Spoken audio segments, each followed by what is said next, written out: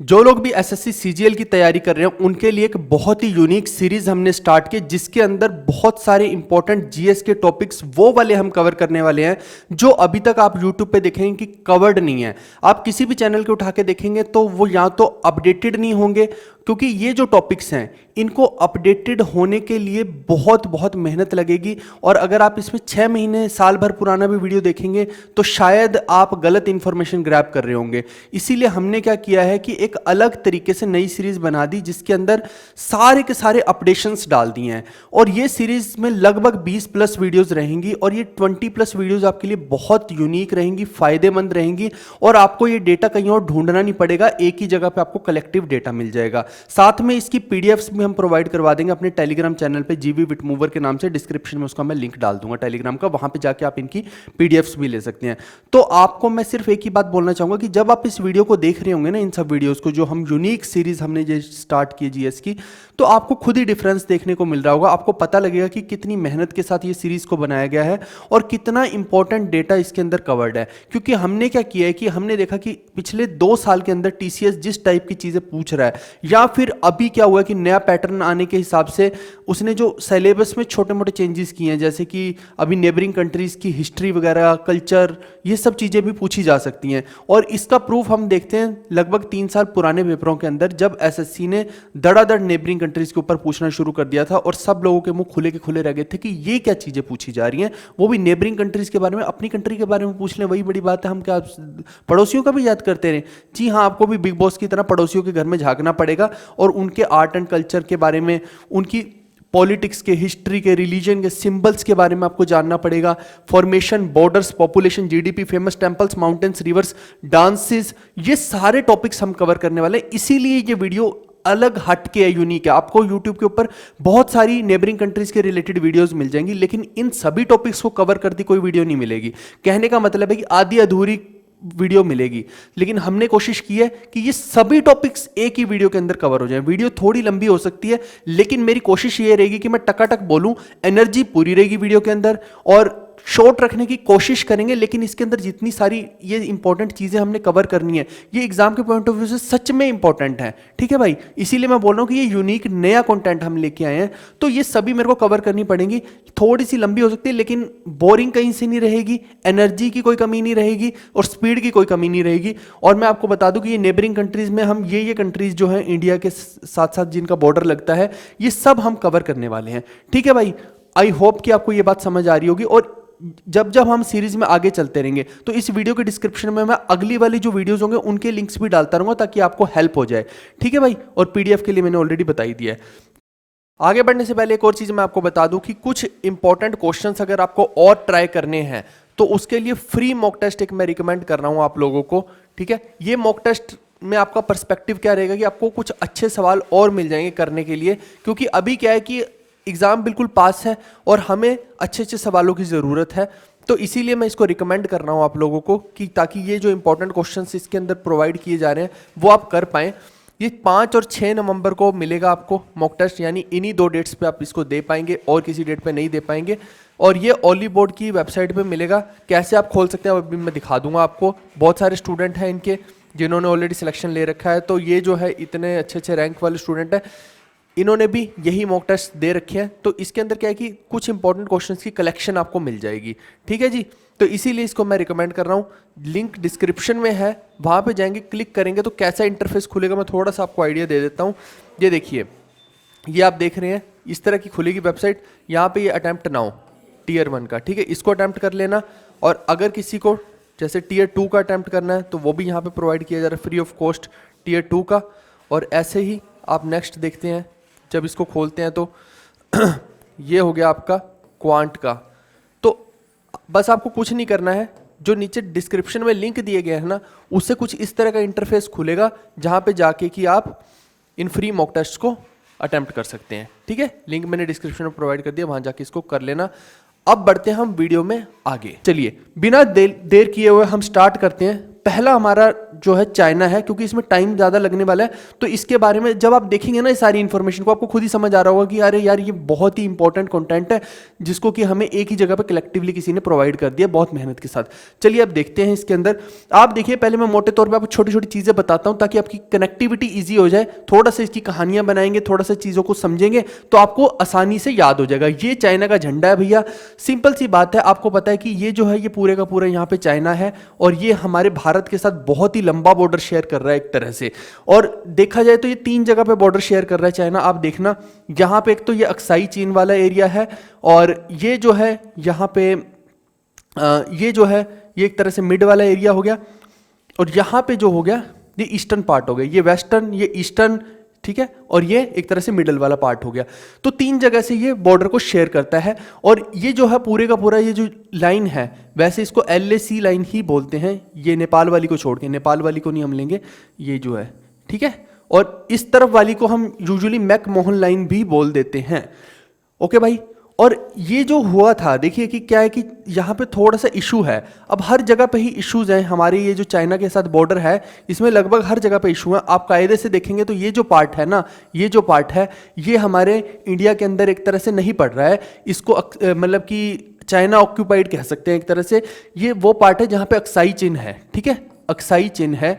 तो ये जो पॉइंट है यहाँ पे ये क्यों इंपॉर्टेंट हो जाता है, ये वॉरफेयर के हिसाब से इंपॉर्टेंट हो जाता है। 1700 की हाइट पे, इतना हाइट पे है कि भाई अगर लड़ाई युद्ध लड़ना हो तो यहाँ से इजीली लड़ा जा सकता है। इसीलिए चाइना क्या कर रहा है आज की डेट में, ये मैं सारी कहानी आपको इसीलिए कहानी फॉर्म में बता रहा हूँ ताकि आपको चीज़ें याद रहें, ठीक है। तो चाइना क्या कर रहा है कि जो भी इंडिया के बॉर्डर्स हैं यहाँ पे क्या कर रहा है, अपने बेस कैंप्स बनाने की कोशिश कर रहा है। यहाँ पे जो रोड्स की कनेक्टिविटी है वो बहुत अच्छा, इंफ्रास्ट्रक्चर बहुत अच्छा, और रेल लाइंस बिछा रहा है, रोड्स बना रहा है ताकि कभी ज़रूरत पड़े। अभी तो ये लोग बोलते हैं कि सिर्फ हम अपना जो मटेरियल है, सामान है व्यापार वाला, उसको इधर से उधर शिफ्ट करने के लिए हम ये सब कर रहे हैं, लेकिन रियलिटी ये है कि कल को अगर वॉर की सिचुएशन बनती है तो जब कनेक्टिविटी ईजी हो जाएगी तो बम, गोला बारूद, मैन पावर एक जगह से दूसरी जगह पर तुरंत यहाँ से यहाँ भेजनी है तो ईजिली भेज सकते हैं। और पहले जो इंडिया साइनो वार हुआ था वो भी हम लोग इसी वजह से हारे थे, क्योंकि हमारे पास वेपन्स पूरे नहीं थे, रोड्स की कनेक्टिविटी नहीं थी, और हमें पता ही नहीं था किसी चीज़ का। और मैं आपको बताऊं तो यहाँ पे चाइना ने उस टाइम पे क्या किया था, एक रोड बनाने की कोशिश की थी, ठीक है, ये अक्साई चीन से होते हुए, और वो रोड का हमें लगभग 7 साल बाद पता लगा था। आप समझ रहे हैं, यानी उस टाइम पे हमारे पास इतने इक्विपमेंट ही नहीं थे कि हमें पता लग जाए कि चाइना भैया यहाँ पे रोड बनाने वाला है। और 7 साल के बाद जब वो रोड बन गया तब जाके हमें पता लगा हमारी खुफिया एजेंसियों को कि हाँ यहाँ पे रोड भी बन गया। आज की डेट में सिचुएशंस अलग हो गई, लेकिन पहले अलग थी, ठीक है। अभी तो इंडिया बहुत ज़्यादा तरक्की कर रहा है, बहुत ज़्यादा डेवलप हो रहा है। तो जब इंडिया ने देखा कि ये यहाँ भी भैया ये हरकतें कर रहा है, और आपको मालूम है कि डोकलाम के ऊपर कितना इशू हुआ, फिर अभी रिसेंटली गलवान वैली के अंदर हमारे 20 जवान जब मारे गए थे, वो शहीद हुए, मारे गए कहना गलत है, शहीद हुए हैं वहां पे, तो वो एक बहुत बड़ी चीज रही है, ठीक है। तो यानी कि स्ट्रेटेजिकली देखा जाए तो चाइना अभी क्या कर रहा है, फिर चाइना ने क्या करना शुरू कर दिया, वो यहाँ पे भी अपने बेस कैंप बनाता है। चाइना बोलता है कि ये अरुणाचल प्रदेश भी हमारा है, ठीक है जी। तो वो अरुणाचल प्रदेश को अपना अभिन्न अंग मानने लग रहा है अभी। और सिंपल सी बात है कि वो यहाँ पे भी क्या कर रहा है, रोड्स की कनेक्टिविटी और यहाँ पे अलग अलग इंफ्रास्ट्रक्चर बनाने की कोशिश कर रहा है, जिससे कि वो कभी ऐसी सिचुएशन आती है तो एकदम से हमारे ऊपर हावी हो पाए। तो हालांकि हम लोग भी क्या कर रहे हैं, हम लोग भी, इंडिया वालों ने भी क्या किया, अभी शुरू कर दिया यहाँ पे। आपको मालूम होना चाहिए कि ये जो पैंगोंग लेक है, ठीक है, लद्दाख के अंदर, वहाँ पे भी हम लोग अभी 4G 5G नेटवर्क जो है एयरटेल के साथ अपना कॉन्ट्रैक्ट हो रखा है, जियो के साथ हो रखा है। तो ये लोग क्या कर रहे हैं, वहाँ पे 4G 5G की कनेक्टिविटी बहुत अच्छी वाली वहाँ पे लगाने की कोशिश कर रहे हैं, अभी टावर्स लग रहे हैं वहाँ पे भी। तो कहने का मतलब है कि और इंफ्रास्ट्रक्चर तो हम लोग भी यहाँ पे बिल्ड कर ही रहे हैं। तो इन नटशेल बात ये है कि हम चाहते हैं कि चाइना के साथ अपना जो थोड़े से तनाव रहता है वो कैसे उसको बैलेंस आउट किया जाए डिप्लोमेसी के साथ, सिंपल सी बात ये है। और दूसरी बात ये है कि ये जो बॉर्डर लाइंस है, बॉर्डर लाइंस की मैंने एक वीडियो अलग से बना रखी है, उसका मैं लिंक डिस्क्रिप्शन में डाल दूंगा, वो अलग से जरूर देख लेना, क्योंकि उसमें हर कंट्री के साथ, जो नेबरिंग कंट्री है उसके साथ अलग अलग बॉर्डर लाइंस की लेंथ और कि कौन कौन सी स्टेट्स उसके साथ लग रही है, किस कंट्री के साथ कौन सी बॉर्डर लाइन है, ये इंपॉर्टेंट है, ये आ जाता है एग्जाम में। वो मैं उसका लिंक डिस्क्रिप्शन में डाल दूंगा, वो जरूर देख लेना अलग से वीडियो, ठीक है भाई। और एक और मैं बात बता देता हूँ, एक लाइन एक्चुअली में जब ब्रिटिशर्स का राज था यहाँ पे, तो ये सारे का सारा अपना जो एरिया था ये ब्रिटिश एम्पायर के अंडर था। तो उन्होंने क्या है कि चाइना को, देखिए एलएसी उन्होंने बना दी, लेकिन एलएसी सिर्फ इंडिया के अंदर बना दी, और उनको मतलब कोई प्रपोजल उस टाइम पे भेजा नहीं था ब्रिटिशर्स ने। तो ब्रिटिशर्स ने जो चाइना वालों को प्रपोजल भेजा था वो मैककार्ट ने मैकडोनल्ड वाला प्रपोजल भेजा था।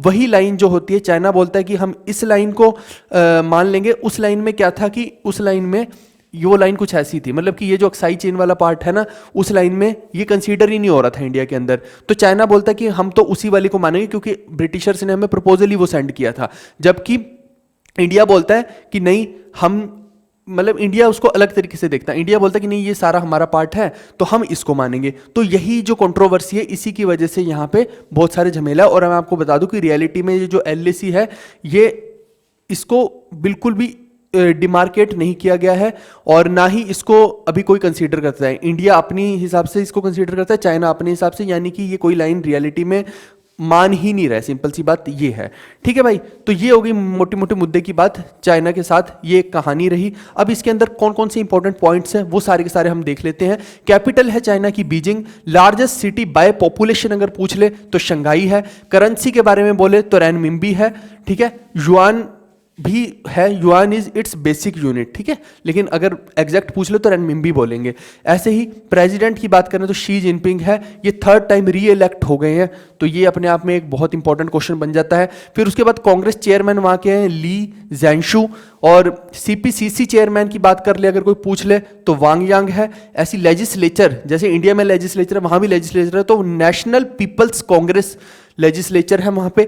ऐसी नेशनल एंथम, जैसे इंडिया का अपना राष्ट्रगान है वहां का भी है, तो मार्च ऑफ द वॉलंटियर्स वहां का राष्ट्रगान है। लैंग्वेज की बात करें तो मंदारिन, ये बच्चे बच्चे को पता है कि मंदारिन है वहां की लैंग्वेज। अब वहां पे चाइनीज मत बोल देना, वहां पे ऑप्शन में मंदारिन आएगा ना कि चाइनीज आएगा, तो ये इंपॉर्टेंट है। साथ में गवर्नमेंट की बात करें तो unitary Marxist Leninist one party socialist Republic, ये गवर्नमेंट है, ठीक है। पार्लियामेंट की बात करें तो नेशनल पीपल्स, जैसे इंडिया में संसद है ऐसे यहाँ पे क्या है, नेशनल पीपल्स असेंबली। और इंडिपेंडेंस डे की बात करें तो इंडिया के बाद आज़ाद हुआ, ये 1 अक्टूबर 1949 को ये आज़ाद हुआ, officially People's Republic of China बनाइए, ठीक है भाई। यानी कि इंडिया के बाद आज़ाद हुए, लेकिन आज की डेट में अगर हम देखें तरक्की के मामले में तो कहीं कहीं कहीं आगे है चाइना इंडिया से। ये इकोनॉमिकली मैं बात कर रहा हूँ। और देखिए कि इंडिया को अगर इजीली ट्रेड करना है तो चाइना के साथ सबसे इजी ट्रेड हो सकता है। आप देखिए कि इतना ज़्यादा हम बॉर्डर शेयर करते हैं, और किसी भी दूसरी कंट्री के साथ करना होगा। देखिए ये छोटी छोटी कंट्रीज हैं जो जैसे बांग्लादेश हो गया, म्यांमार हो गया, या फिर इधर पाकिस्तान हो गया, ये तो ऑलरेडी हम लोगों के साथ डिपेंडेंट है, इनसे हमें कोई खास फायदा नहीं है। ट्रेड के मामले में हमें ज़्यादा फायदा चाइना से होगा, क्योंकि अगर चाइना वाले आज हमें मान लो कि इलेक्ट्रॉनिक्स ना दें तो इंडिया में इलेक्ट्रॉनिक्स के दाम इतने ऊपर हो जाएंगे कि भैया हम एक फोन तक खरीद नहीं पाएंगे, फोन को छोड़ो हम एक बल्ब नहीं खरीद पाएंगे, ऐसा हाल हो जाएगा इंडिया के अंदर। क्योंकि इंडिया में अभी मैन्युफैक्चरिंग यूनिट्स उतनी नहीं है एज कंपेयर टू चाइना, ठीक है। तो हमारी मजबूरी है कि हमें चाइना से वो सब चीज़ें लेनी ही पड़ेंगी, नहीं तो इंडिया में जो महंगाई के हाल हो जाएंगे, बैंड बज के रह जाएगी इंडिया की। सिंपल सी बात ये है। तो ईजिली हम चाइना से ले सकते हैं, जबकि हमें और किसी भी कंट्री से इधर से लेना होगा तो वो वाटर बॉर्डर, ये देखो ये जो वाटर बॉर्डर है ना, यहाँ से लेना पड़ेगा हमें, और हमारे पास कोई सुविधा नहीं है इसकी। तो आगे हम देखेंगे, जैसे नेपाल बेचारा मजबूर है, भूटान मजबूर है, कैसे वो मजबूर है हम आगे देखेंगे, ठीक है जी। चलिए इसके आगे बढ़ते हैं हम। नेशनल सिंबल्स की बात करता हूं मैं अगर, तो आप देखिए कि नेशनल फ्लावर की बात करें तो प्लम ब्लॉसम है, ये याद कर लेना सारी की सारी चीज़ें जो मैं बता रहा हूँ। नेशनल फ्रूट की बात करें तो फूजी कीवी फ्रूट या फिर जुजूबे, दोनों में से कोई भी ऑप्शन में आएगा तो उसको मार्क कर देना। नेशनल ट्री की बात करें तो जिंको, और नेशनल बर्ड की बात करें तो रेड क्राउन क्रेन। ये कहाँ से याद हो जाएगा, ये समझ लेना कि ये रेड है कलर फ्लैग का, और ये ऊपर इसके क्राउन है, तो रेड क्राउन क्रेन यहाँ से आपको याद रह जाएगा, मेरे हिसाब से ईजी याद रहेगा। और नेशनल एनिमल की बात करें तो जायंट पांडा, चाइनीज ड्रैगन, दोनों में से जो आ गया वो मार्क कर देना, दोनों नहीं आएंगे, ठीक है। अब नेशनल स्पोर्ट्स की बात रही तो चाइना का कोई भी फॉर्मली ऑफिशियल स्पोर्ट नहीं है, यानी कि यहाँ पे एक्चुअली की पॉपुलैरिटी के हिसाब से अगर हम देख लें तो पॉपुलैरिटी के हिसाब से यहाँ पे टेनिस को हम कंसीडर कर सकते हैं, टेबल टेनिस को, सॉरी टेनिस को नहीं, टेबल टेनिस को। यानी कि यहाँ पे टेबल टेनिस बहुत ही ज़्यादा लोकप्रिय है, लेकिन चाइना इसको अपना ऑफिशियली नेशनल स्पोर्ट नहीं बोलता है, लेकिन पॉपुलैरिटी के हिसाब से आप बोलें तो ये हो सकता है। अगर ऑप्शन आए नन ऑफ दीज, तो none of these will be the answer. अगर वो क्वेश्चन में पूछ ले कि पॉपुलैरिटी के हिसाब से बताइए, तो आप टेबल टेनिस को मार्क कर सकते हैं। चलिए हम आगे बढ़ते हैं। अब देखिए कि एथनिक ग्रुप्स की बात करते हैं, तो एथनिक ग्रुप्स में देखिए कि यहाँ पे दो तरह की डिविजन्स की गई हैं। जो हान चाइनीज है वहाँ पे वो 91.1% है। जैसे इसको इस तरह से समझ सकते हैं कि इंडिया के अंदर हिंदू कितने हैं, मुस्लिम कितने हैं, सिख कितने, क्रिश्चियन कितने, इस तरह से थोड़ा सा आप समझ सकते हैं चीज़ों को। मोटे तौर पे मैं बता रहा हूँ, अभी ये तो मैंने थोड़ा सा रिलीजन वाइज बता दिया है, रिलीजन का भी इसमें देखते हैं एग्जैक्टली कि क्या डिमार्केशन है। तो और अदर्स की बात करें एथनिक ग्रुप्स में तो 8.9% है। हालांकि जरूरी नहीं है कि वो ये चीज़ पूछे, बट स्टिल मेरे को लगा कि एक बारी जब हम कंप्लीट वीडियो ही बना रहे हैं तो मैं कोई भी लूप होल इस वीडियो के अंदर छोड़ना नहीं चाहता था कि कोई चीज़ छूट जाए हमारी, तो इसीलिए हमने ये चीज़ भी कंसीडर करके रखी हुई है। अब रिलीजन की बात करें तो रिलीजन वहाँ पे कौन कौन से हैं, देखिए नॉन रिलीजन या फिर वहाँ के फोक लोग हैं जो, वो कितने हैं 74.5%। यानी कि एक तरह से आप ये समझ लीजिए कि वहाँ का ही रिलीजन होगा, ये चाइनीज़ रिलीजन कह लीजिए या उसको जो भी आप कहना चाहें, इसीलिए उसको नो रिलीजन या स्लैश करके हमने फोक लिख दिया। 74.5% है। ऐसे ही वहाँ पे बुद्धिज़्म को बहुत सारे लोग फॉलो करते हैं। आपको मालूम है कि जैसे तिब्बत है, तिब्बत को चाइना अपना पार्ट मानता है और तिब्बत के अंदर क्या फॉलो होता है, बुद्धिज़्म फॉलो होता है, ठीक है। दलाई लामा का भी आपको मालूम है कि हाँ इंडिया ने शरण दे रखी है दलाई लामा को, तो वो एक स्ट्रेटजिक इंडिया की अपनी तरीका है कि वहाँ के लोगों को कंट्रोल करना है। तो जो दलाई लामा है ये एक पोस्ट है, ठीक है, ये कोई वो बंदे का नाम नहीं है Dalai Lama, Dalai Lama is a post. तो वो जो पर्सन इंडिया में है वो दलाई लामा है, और वही आगे बताएंगे नेक्स्ट दलाई लामा कौन होगा। और वहाँ के लोग जो हैं दलाई लामा की एकदम से आप समझ लीजिए कि सुनते हैं बहुत ज़्यादा, क्योंकि रिलीजन से रिलेटेड हो गया, तो वहाँ से आप थोड़ा सा समझ सकते हैं कि जनता तो एक तरह से भारत के कंट्रोल में हो जाएगी उस हिसाब से जब देखा जाए। बेशक से एरिया जो है वो तिब्बत के कंट्रोल, चाइना के कंट्रोल में, तिब्बत की मैं बात कर रहा हूँ। तो 18.3% हुआ। ऐसी क्रिश्चियनिटी 5.2%, इस्लाम 1.6% और अदर्स 0.4%। हालांकि आप देखेंगे कि क्रिश्चियनिटी जो है चाइना में भी माइनॉरिटी में, इंडिया में भी माइनॉरिटी में है, लेकिन वर्ल्ड में सबसे ज़्यादा बड़ा अगर देखेंगे कि पॉपुलेशन किसकी है तो क्रिश्चियनिटी की ही है। और आप रिसेंटली अगर आप पंजाब के अंदर हालात देखें, इंडिया के अंदर हालात देखें, तो लगभग कन्वर्शंस जो चल रहे हैं वो यही थोड़ा सा एक इशू अभी रेज भी हुआ है कि क्यों इतने ज़्यादा कन्वर्शंस हो रहे हैं कि जो गरीब लोग हैं उनको क्रिश्चियनिटी की तरफ डाइवर्ट किया जा रहा है। तो ये एक इशू अभी रिसेंटली बहुत ज़्यादा आजकल लाइमलाइट में चल रहा है, ठीक है। चलिए आगे की बात करते हैं फॉर्मेशन की। तो फॉर्मेशन का मतलब होता है कि कैसे बना। ये देखिए मोटे मोटे तौर पे आपको मोटी मोटी चीज़ें याद करनी है। इसके अंदर हम ज़्यादा घुसेंगे तो इसके ऊपर मैं चाहे 5 घंटे 10 घंटे की मेरे से वीडियो बनवा लीजिए, लेकिन हम ज़्यादा उसके अंदर नहीं घुसना चाहेंगे, क्योंकि हमें मेन चीज़ें याद करनी है एसएससी के पॉइंट ऑफ व्यू से। ये कोई पीसीएस या आईएएस का पेपर नहीं हो रहा है कि हमें बहुत ज़्यादा डीपली घुस के उन चीज़ों को देखना है, ठीक है। कभी आप कहेंगे तो मजे के लिए अलग से बना देंगे, लेकिन अभी हमें एग्जाम के पॉइंट ऑफ व्यू से सारी चीज़ें देखनी है और टाइम की कमी है, तो उस वजह से हम मोटी मोटी चीज़ें डायरेक्ट पढ़ेंगे। तो फर्स्ट प्री इंपीरियल डायनेस्टी जो अगर चाइना के अंदर पूछ रहे तो 2070 BCE में आई। फिर फर्स्ट इंपीरियल डायनेस्टी, ये तो प्री इंपीरियल है और ये इंपीरियल है, तो ये 221 BCE में आई। और ऐसी रिपब्लिक एस्टेब्लिश कब हुआ, 1 जनवरी 1912 में, ठीक है भाई। रिपब्लिक आप समझ सकते हैं कि क्या होता है। ऐसी प्रोक्लामेशन ऑफ पीपल्स रिपब्लिक, जैसे इंडिया में क्या था, रिपब्लिक डे से पहले हमने क्या किया, पहले उसको कंसीडर के फॉर्मेशन हुई, उसके बाद हमने कंसीडर किया है कि हाँ ये हमारा रिपब्लिक डे होगा, ठीक है। समझ रहे हैं इस चीज को। तो ये प्रोक्लामेशन का मतलब है कि वो कब बन गया रिपब्लिक डे, कि हाँ आज जैसे इंडिया में 26 जनवरी को रिपब्लिक डे मनाया जाता है, ऐसी वहां पे 1 अक्टूबर 1949 को उन्होंने प्रोक्लेम कर लिया कि हम पीपल्स रिपब्लिक है। तो ये जो हो गया उनका एक तरह से रिपब्लिक डे हो गया। फर्स्ट कॉन्स्टिट्यूशन जो उन्होंने बनाया है वो 20 सितंबर 1954 में बनाया है। अब आपको कमेंट करके बताना कि इंडिया ने कब बनाया है कॉन्स्टिट्यूशन।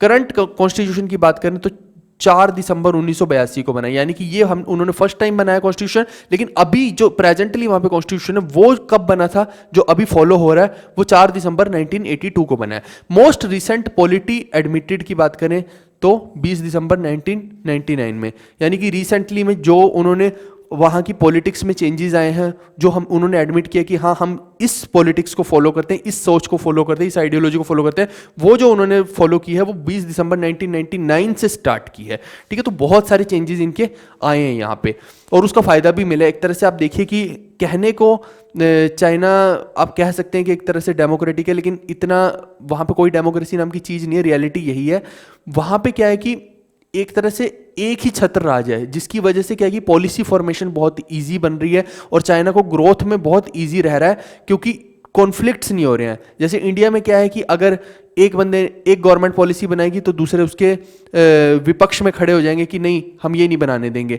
इसके फायदे भी हैं, नुकसान भी है, क्योंकि अगर आप एक ही बंदा मनमानी करने लग जाएगा तो वो बिल्कुल गलत भी कर सकता है, अगर वो इतना समझदार व्यक्ति नहीं है। अगर वो व्यक्ति बहुत ज़्यादा समझदार है फिर वो मनमानी करे तो फिर वो देश को आगे लेके जा सकता है। तो ये डिपेंड करता है, ये व्यक्तियों पर भी डिपेंड करता है, ठीक है, कि कौन सी टाइप की गवर्नमेंट वहाँ पर सक्सेसफुल होगी।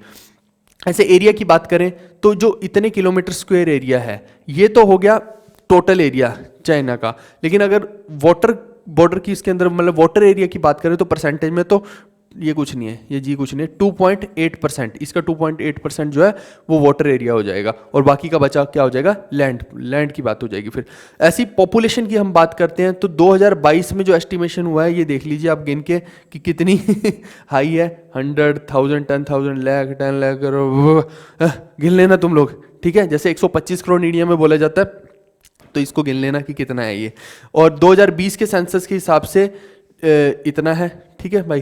तो ये अलग अलग सेंसस के हिसाब से बता रखी है। ऐसी डेंसिटी की बात करें तो 145 पर किलोमीटर स्क्वायर, यानी कि 145 लोग 1 किलोमीटर स्क्वायर के अंदर हैं। तो population density important role play करती है कि वहाँ पे उस जगह पे भीड़ कितनी है, यानी कि इतने बड़े एरिया में अगर मान लो कि कम लोग रह रहे हैं तो वो पॉपुलेशन डेंसिटी कम है, कोई फर्क नहीं पड़ता। लेकिन अगर इतने बड़े एरिया में बहुत ही ज़्यादा लोग रह रहे हैं तो फिर फर्क पड़ना शुरू हो जाएगा, ठीक है जी।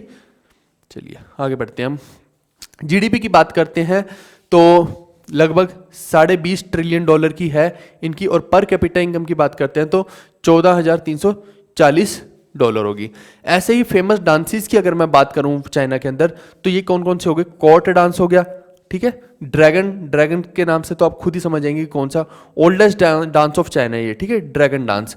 ऐसी यांग गे फ्लावर ड्रम डांस एक ये हो गया, रेटल स्टिक डांस हो गया, लैंड बोट डांस हो गया, पीस ड्रम डांस हो गया, stilt dance, prince queens cavalry, निचांग यूवी, ribbon dance, Dai dance, Tibetan dance. तो ये तो कुछ कुछ जो जगहों के नाम लिखे तो वो तो वैसे भी आपको पता लग जाएगा। Mongolian dance, Miao dance, lion dance, ये सब जो डांसेज हैं ये वहाँ के फेमस डांसेज हैं। जैसे इंडिया में अलग अलग है, जैसे भांगड़ा हो गया, कथकली हो गया, भरतनाट्यम हो गया, ऐसे ही वहाँ की जो कंसीडरेशन है वो ये है। अब कल को वो पूछ ले एग्जामिनर की पीस ड्रम डांस बताओ कि कहाँ का है, तो फिर तुरंत से आपको देखना पड़ेगा कि भैया ये तो हमने चाइना के अंदर पढ़ा है। चलिए नेक्स्ट हम देखते हैं, बहुत सारा डेटा है देखिए हर कंट्री का, हमें बहुत फास्ट इसको कवर करना पड़ेगा।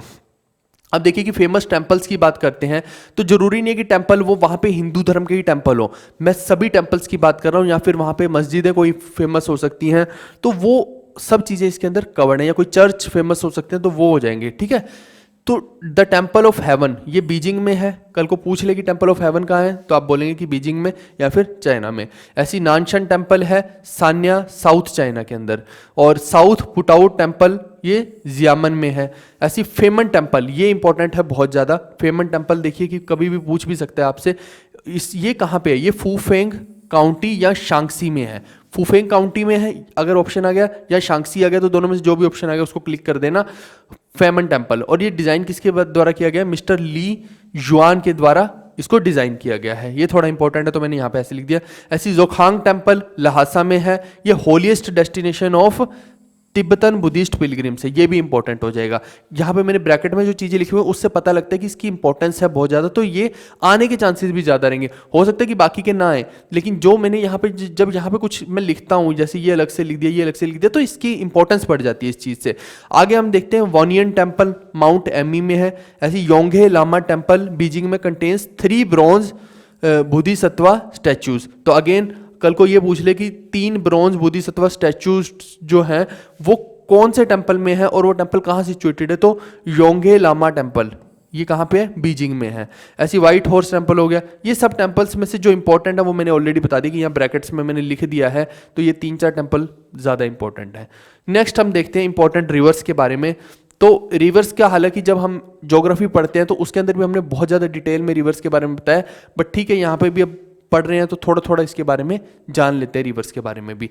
अब देखिए कि यांगजे रिवर है जो, इसको चैंगजियांग रिवर भी बोलते हैं। ये 3rd longest river in the world, 3rd longest river in the world है, ध्यान देना। इसकी लेंथ भी लिख दी, हालांकि लेंथ इतनी इंपॉर्टेंट नहीं है। It is the biggest and longest river in Asia, ये इंपॉर्टेंट डेटा है। ये बिगेस्ट भी है और लॉन्गेस्ट भी है, ठीक है। अब जो लॉन्गेस्ट है वो लंबाई के हिसाब से होता है और बिगेस्ट जो होता है उसको वॉल्यूम के हिसाब से हम देखते हैं, ठीक है भाई, दोनों में फर्क होता है। ऐसी सोर्स जो है इसका Tangula mountain in Tibetan plateau, source को आप याद कर लेना, ठीक है भाई मेरे। और यांगजे रिवर प्लस ये जो है ये माउथ की बात हो रही है, ठीक है। Yangtze river plus Yellow River is equal to mother river बनता है ये।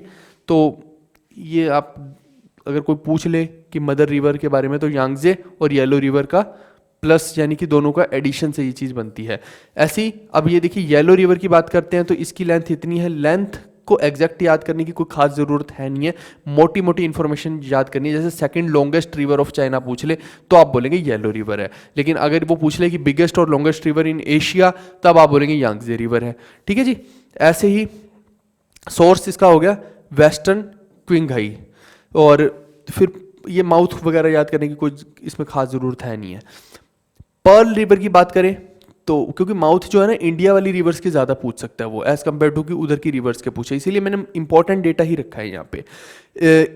पर्ल रिवर की लेंथ याद करनी हो तो कर लेना, कोई ज़रूरत नहीं है। वैसे 3rd longest river in China है, हालांकि मेरे को लगता नहीं कि वो ये पूछेगा कि 3rd longest river in China बताओ। अगर उसे पूछना होगा या तो वो ये पूछेगा या वो ये पूछेगा, 3rd वाली पे नहीं ही जाएगा जहाँ तक लगता है। मैं साथ ही साथ इंपॉर्टेंट चीज़ें भी बताता जा रहा हूँ कि कौन सी चीज़ों को आप रिमेंबर कर सकते हैं और किसको छोड़ सकते हैं, ओके, क्योंकि मेरे को यहाँ पर सब चीज़ें कवर करनी थी तो मैंने सब लिखी हैं वो।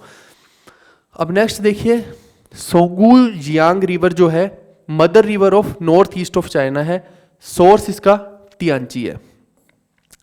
ऐसी हुआहे रिवर है जो इसका सोर्स भी लिख दिया है, ग्रैंड कैनाल रिवर, यानी कि एक ये इंपॉर्टेंट है, ये इतनी इंपॉर्टेंट नहीं है। पिछले वाले में 2 रिवर इंपॉर्टेंट थी, पहली और दूसरी, इसमें एक तो यांगजे वाली, एक येलो वाली, और एक ये रिवर इंपॉर्टेंट है हेलियो जियांग रिवर। ये क्यों इंपॉर्टेंट है, ऑल्सो कॉल्ड अमूर। तो कल को कोई पूछ ले कि अमूर रिवर किसको बोलते हैं तो हेलो जियांग रिवर जो है इनकी, इसको अमूर रिवर भी बोलते हैं, अमूल से याद रख लेना, ठीक है भाई। चलो आगे बढ़ते हैं। अब ये कुछ रिवर्स ऐसी भी हैं जो क्यों इंपॉर्टेंट हो जाती है क्योंकि वो इंडिया में भी पड़ती हैं। ब्रह्मपुत्रा रिवर है जैसे, तो उसका सोर्स हिमालय से है, तिब्बत से है, ये हमने ज्योग्राफी में भी पढ़ रखा है सारी की सारी चीज़ें, तो इसीलिए इसके बारे में बहुत सारी डिटेल वो पूछ सकता है। तो ये आपको कहाँ मिलेगी, हमारी ज्योग्राफी की वीडियो में मिलेगी, जो कंप्लीट हमने 7-8 घंटे की ज्योग्राफी की वीडियो बना रखी है। डिस्क्रिप्शन में मैं ज्योग्राफी का भी लिंक डाल दूंगा, हिस्ट्री का भी लिंक डाल दूंगा। ये 3-4 वीडियोस बहुत इंपॉर्टेंट हैं जिनके मैं लिंक नीचे डाल दूंगा, जो जीएस के पॉइंट ऑफ व्यू से इंपॉर्टेंट है। आपको वो सभी देखनी है, एक बार देखोगे तो आपको बस वीडियो देख के सब कुछ याद हो जाएगा। इतनी इंपॉर्टेंट वीडियोस हैं और इस हिसाब से हमने बना रखी हैं वो। द लाई रिवर है, belongs to Pearl River water system located, ये इतना इंपॉर्टेंट नहीं है। 3 पैरेलल रिवर्स में जिंशा रिवर आ जाती है, लैंगकैंग रिवर आ जाती है, नुजांग रिवर आ जाती है। अब ये पूछने को पूछ भी सकता है कि 3 पैरेलल रिवर्स वहाँ की कौन सी है, तो ये 3 आपको फिर याद करनी पड़ेंगी। उस हिसाब से आपकी कैपेसिटी के ऊपर है कि आप क्या क्या चीज़ें याद कर सकते हैं। बट मैं आपको इसलिए बता रहा हूँ कि एक बार वो चीज़ लगभग देखी भी होगी ना, तो आप कम से कम वहाँ पे ऑब्जेक्टिव क्वेश्चन ही तो आने, आपको लिखना थोड़ी है, कोई फिलिप्स थोड़ी है। तो आप मोटे मोटे तौर पर देखा भी होगा तो आप टिक मार सकते हो, बस इतना सा है। क्योंकि सबकॉन्शियस माइंड में आपके कहीं ना कहीं ये चीज़ें रहती हैं, इसीलिए आपको वीडियो देखने का फायदा। खुद इसको बैठ के पढ़ने की कोशिश करोगे तो शायद ना पढ़ पाओ उन चीज़ों को, इसीलिए मैंने वीडियो में ये चीज़ें कवर की हैं। अब वहाँ के इंपॉर्टेंट माउंटेन्स की बात करें तो सबसे ऊंचा एक तरह से माउंटेन देखें तो कौन सा हो गया, माउंट गोंगा हो गया, ठीक है भाई। और बहुत सारे माउंटेन हैं, आप याद करना चाहें तो कर सकते हैं। 3 माउंटेन ऑफ गॉड हो गया, एक ये इंपॉर्टेंट हो सकता है, एमी माउंटेन हो गया, एक माउंट गोंगा हो गया, 3 माउंटेन ऑफ गॉड हो गया। ऐसे कुछ कुछ चीज़ें हैं जो आप याद कर सकते हैं, बाकी सभी माउंटेन्स याद करने की मेरे को नहीं लगता कि इतनी का ज़्यादा ज़रूरत है। ऐसी अब बॉर्डर की बात करें तो चाइना शेयर करता है अपना बॉर्डर किस किस के साथ करता है China, India, Nepal, Bhutan, Myanmar, Laos, Vietnam, north Korea, Mongolia, Russia, Kazakhstan, Kyrgyzstan, Tajikistan, Afghanistan. इसको पढ़ के ही आपके दिमाग में इतना एकदम हिट होना चाहिए कि चाइना के पास बिजनेस के लिए बहुत ही अच्छी स्ट्रेटजी है और बहुत ही अच्छी ज्योग्राफी है, क्योंकि चाइना को इधर इधर इधर इधर इधर इधर इधर इधर इधर यानी हर जगह से चाइना कनेक्टेड है ढेरों कंट्रीज से। इसीलिए चाइना की इकोनॉमी यूं एक्सपेंड कर रही है, क्योंकि यहाँ पे ये इजीली क्या करेंगे, मान लो कि इनको इस तरफ किसी कंट्री में कुछ भेजना है, तो ये वहाँ के जो अपना बॉर्डर है उसके पास ये अपना प्रॉपर पूरे का पूरा बिजनेस का सेटअप, लॉजिस्टिक्स किसको कहते हैं कि वहाँ पे पूरे बड़े बड़े स्टोर्स बना देंगे जहाँ से वो इजीली यहाँ पे माल दूसरी कंट्री को भेज सके। सपोज करो कि कोई भी कंट्री है यहाँ पे, तो ये क्या है कि इसके पास इतने सारी कंट्रीज के ऑप्शन है कि यहाँ पे इसके पास व्यापार करना आसान है, और ये अपना जितना भी माल है वहाँ पे फ्लश करता है और वहाँ से धन लेता है, और इसकी इकोनॉमी एकदम से बढ़ रही है। सिंपल सी बात ये है यहाँ पे, ठीक है। तो चाइना अपनी ज्योग्राफी का फायदा यहाँ पे उठाता है, जबकि हम अगर वेस्टर्न कंट्रीज की बात करते हैं तो जैसे अमेरिका जैसी कंट्रीज होगी वो टेक्नोलॉजी के हिसाब से चलते हैं, लेकिन ये जो है ये इंपोर्ट एक्सपोर्ट के हिसाब से चलेगा, ठीक है, क्योंकि इसकी ज्योग्राफी इसको अलाउ कर रही है वो चीज़ के लिए। इंडिया को देखें तो इंडिया इतनी कंट्रीज में नहीं एक तरह से लिंक्ड है, छोटी छोटी कंट्रीज से लिंक्ड है जहाँ से उसको शायद इतना पैसा भी नहीं आ सकता है, क्योंकि वो कंट्रीज खुद ही इंडिया पर डिपेंडेंट है। तो फायदा क्या है, ये थोड़ी सी एक सिचुएशन है। इंडिया को फिर पानी वाले रास्ते से जाना पड़ेगा, लेकिन पानी वाले रास्ते से क्या कि पैसा बहुत लग जाएंगे ट्रांसपोर्टेशन में। मेन बात ही यहाँ पे ट्रांसपोर्टेशन की सारी, जबकि चाइना में क्या है, ट्रांसपोर्टेशन बहुत इजी हो जाएगी। वो अपने लॉजिस्टिक्स जो है वो बॉर्डर्स पे ही बना देगा, क्योंकि चाइना इजीली बस वो बॉर्डर ही तो क्रॉस करना है, उसके बाद वो दूसरी कंट्री जाने भैया जहाँ जहाँ उसे अपना माल फ्लश करना है। सिंपल सी बात है। अब बॉर्डर शेयरिंग स्टेट्स की बात करें तो देखिए मैंने पहले भी आपको बता दिया है, ये जो है ना, अब देखो ये सिर्फ जम्मू कश्मीर इतना सा रह गया, बाकी ये जो एरिया है ये लद्दाख बन गया। सिंपल सी बात ये है, ठीक है। तो यहाँ पे जम्मू कश्मीर नहीं आएगा बॉर्डर शेयरिंग स्टेट में। गलती से भी जम्मू कश्मीर मत लिख देना, क्योंकि वो गलत हो जाएगा फिर। सिंपल सी बात ये है, ठीक है भाई। अब लद्दाख आएगा यहाँ पे, लद्दाख, हिमाचल प्रदेश, उत्तराखंड, सिक्किम एंड अरुणाचल प्रदेश। तो इसको कैसे याद रख सकते हो, सुला के नाम से याद रखते हो, सुला, ठीक है। सिक्किम, उत्तराखंड, लद्दाख, ठीक है, अरुणाचल प्रदेश, हिमाचल प्रदेश। बॉर्डर की लेंथ 3488 किलोमीटर है। बॉर्डर के नाम है LAC, line of actual control. अभी थोड़ी देर पहले मैंने सारा LAC के बारे में समझाया आपको, दोबारा से रिपीट करने की कोई ज़रूरत नहीं है। ये लद्दाख वाले रीजन में हो गया, और दूसरे वाले रीजन को भी LAC बोल देते हैं, लेकिन उसको अगर 20 स्पेसिफिक रहेंगे तो मैकमोहन लाइन बोलेंगे विद अरुणाचल प्रदेश, ठीक है। यहाँ वाली मैकमोहन होगी, यहाँ वाली LAC होगी, लेकिन रियलिटी यही है कि चाइना के साथ बिल्कुल छिटपुट है अपने सारे के सारा, कुछ भी ढंग से मार्क्ड ही नहीं है। रियलिटी यही है, यानी कि यहाँ पे बहुत बहुत कंट्रोवर्सी है। तो ठीक है, और बीच बीच में चाइनीज इन्वेजन्स आपको देखने को यहाँ पे मिलती हैं। अब रही बात नेक्स्ट टॉपिक की, ये है बांग्लादेश के बारे में। बांग्लादेश का देखिए, ये झंडा हमने बांग्लादेश का यहाँ पे लगा दिया है। इंपॉर्टेंट क्या है कि आप इसकी फॉर्मेशन को समझिए थोड़ा सा। बांग्लादेश की फॉर्मेशन कहाँ से होती है, ये देखो, इधर पाकिस्तान है, ठीक है, और इधर बांग्लादेश है। होता ये भी पाकिस्तान था। अब ये जो अंग्रेज हैं, इन्होंने बहुत अच्छी चाल चली कि इन दोनों कंट्रीज के बीच में अच्छा खासा लड़ाई झगड़ा चलता रहे। इन्होंने क्या किया, एक पाकिस्तान यहाँ बना दिया, एक पाकिस्तान यहाँ बना दिया। अब देखिए आप इंडिया के पॉइंट ऑफ व्यू से कि यहीं से हमसे नहीं ये पाकिस्तान संभल रहा, इतनी परेशानी हमें झेलनी पड़ रही है, तो अगर इधर भी पाकिस्तान हो तो हम तो बहुत ही परेशान हो जाएंगे। यानी कि ये तो हमारे बिल्कुल घर के अंदर ही घुस गए एक तरह से। तो आप समझिए कि ये इधर भी हमले हो रहे हैं, इधर भी हमले हो रहे हैं, क्योंकि बांग्लादेश का सबसे लॉन्गेस्ट बॉर्डर है इंडिया के साथ। इतना लंबा बॉर्डर है कि और किसी भी कंट्री का नहीं है इंडिया के साथ। तो कहने का मतलब है कि हम तो वहाँ पे बस, हमारी मिलिट्री वहाँ पे यही काम करती रहती है, एक एक जगह पे खड़ी रहती है हमारी मिलिट्री, फिर तो और कोई काम धंधा अपने पास बचता ना। सिंपल सी बात ये हो गई, ठीक है।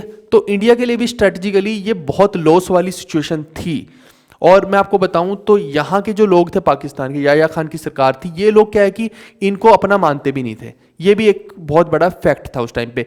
तो जब इलेक्शंस करवाए गए थे, प्रोविंशियल इलेक्शन एक तरह से कह लीजिए, तो यहाँ के जो लोग हैं और उन्होंने किसको कंसीडर किया, यहाँ के जो बांग्लादेश लिबरेशन वॉर हुआ था, ठीक है, तो यहाँ के जो लीडर्स थे उनको अपना लीडर मानने के लिए हाँ भरी, ठीक है। और यहाँ वाले लोग थे, उनको भी ये लोग ही पसंद आ रहे थे।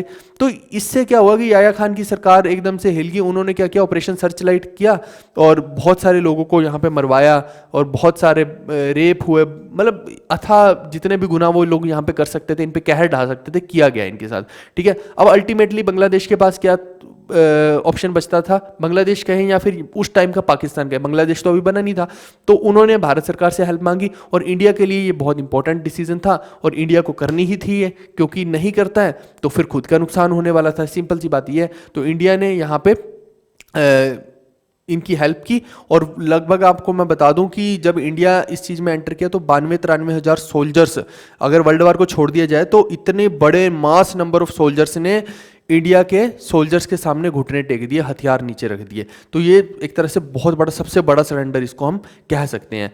तो ये इसकी पूरी की पूरी कहानी थी बांग्लादेश की फॉर्मेशन की।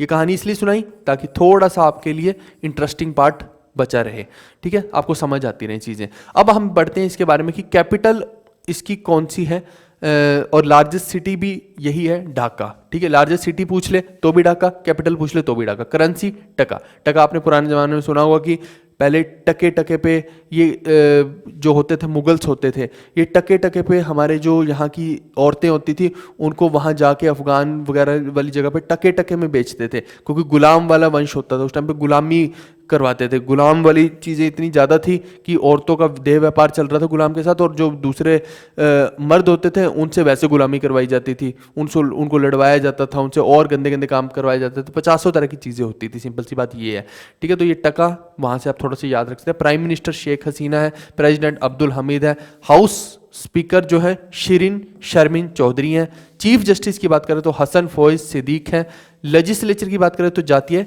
संसद है जैसे इंडिया में संसद होगी, और गवर्नमेंट की बात करें तो unitary dominant party parliamentary Republic, और पार्लियामेंट की बात करें तो जातीय पार्लियामेंट या जातीय संसद, अभी वही मैंने आपको समझाया। नेशनल एंथम की बात करें तो अमार सोनार बांग्ला अमी तोमे भालोबाशी, और आपको इंपॉर्टेंट ये है इसमें याद करना, क्यों ये इंपॉर्टेंट है, क्योंकि इसको भी किसने लिखा है, रविंद्रनाथ टैगोर जी ने, और जो इंडिया का है उसको जनगण मन को भी किसने लिखा है, रविंद्रनाथ टैगोर जी ने। इसीलिए इसको अमार सोनार बांग्ला अमी तोमे भालोबाशी ये दोनों याद कर लेना, ये पेपर में पूछे जा सकते हैं, इसकी प्रोबेबिलिटी बढ़ जाती है। किसकी वजह से, रविंद्रनाथ टैगोर जी की वजह से। लैंग्वेज बंगाली, ऑब्वियस सी बात है, आप देखिए कि बंगाल के साथ ये टच में है, ये रहा वेस्ट बंगाल और ये रहा बांग्लादेश, तो ऑब्वियस सी बात है कि इसकी हाई प्रोबेबिलिटी है कि वहाँ पे बंगाली ही बोली जाएगी, और वो इनके जनगण मन से भी पता लग रहा है आपको, ठीक है। अब रही बात इंडिपेंडेंस डे फ्रॉम पाकिस्तान, मैंने अभी बताया आपको कि ये पाकिस्तान से अलग हुआ है, कब हुआ है, डिक्लेयर्ड 26 मार्च 1971 को, और विक्ट्री डे जो मनाया जाता है वो 16 दिसंबर 1971 को मनाया जाता है, और करंट कॉन्स्टिट्यूशन जो इनका चल रहा है वो कब बना था, वो भी 16 दिसंबर लेकिन 1972 में बना है ये, ठीक है जी। अब एरिया की बात करें तो ये आपको एग्जैक्ट रटना नहीं है एरिया, ये मैंने एक एक्स्ट्रा इन्फॉर्मेशन लिख दी है बस कि इतना एरिया है यहाँ पे, और वाटर परसेंटेज की बात करें तो इतने परसेंट है, फिर जो बच गया वो लैंड एरिया इतना है, वाटर एरिया इतना है, वो परसेंटेज को बस कन्वर्ट करके निकाला गया और कुछ नहीं है। चलिए आगे बढ़ते हैं। अब इंपॉर्टेंट इन्फॉर्मेशन पे आते हैं कि नेशनल सिंबल्स ऑफ बांग्लादेश की बात करें तो नेशनल फ्लावर जैसे है वो वाटर लिली हो गया, नेशनल फ्रूट जैक फ्रूट हो गया, कटहल की बात हो रही है, नेशनल ट्री जो है वो मैंगो ट्री हो गया, आम का पेड़, नेशनल बर्ड हो गया मैगपी रोबिन हो गया, national animal royal Bengal tiger हो गया। अब देखिए बस बंगाल टाइगर, बंगाली टाइगर याद होगा ना आपको, तो बस वहाँ से ही है कि ये यहाँ पे लैंग्वेज भी कौन सी है, बंगाली है, तो वहाँ से थोड़ा थोड़ा आपको याद रहेगा कि बंगाल टाइगर है। नेशनल फिश जो इलिश या हिल्शा है, और नेशनल स्पोर्ट्स की बात करें तो कबड्डी कबड्डी कबड्डी कबड्डी वही है ये, ठीक है भाई। चलो आगे बढ़ते हैं, फेमस डांसेस के ऊपर आते हैं हम। तो फेमस डांसेस में देखिए अलग अलग तरह के डांस हैं यहाँ पे। पहला फागुन स्प्रिंग फेस्टिवल, अब फागुन से आप थोड़ा सा याद रख सकते हैं, फागुन तो इंडिया में भी है ना, वो मंथ को बोलते हैं जैसे, तो स्प्रिंग फेस्टिवल के दौरान होता है ये।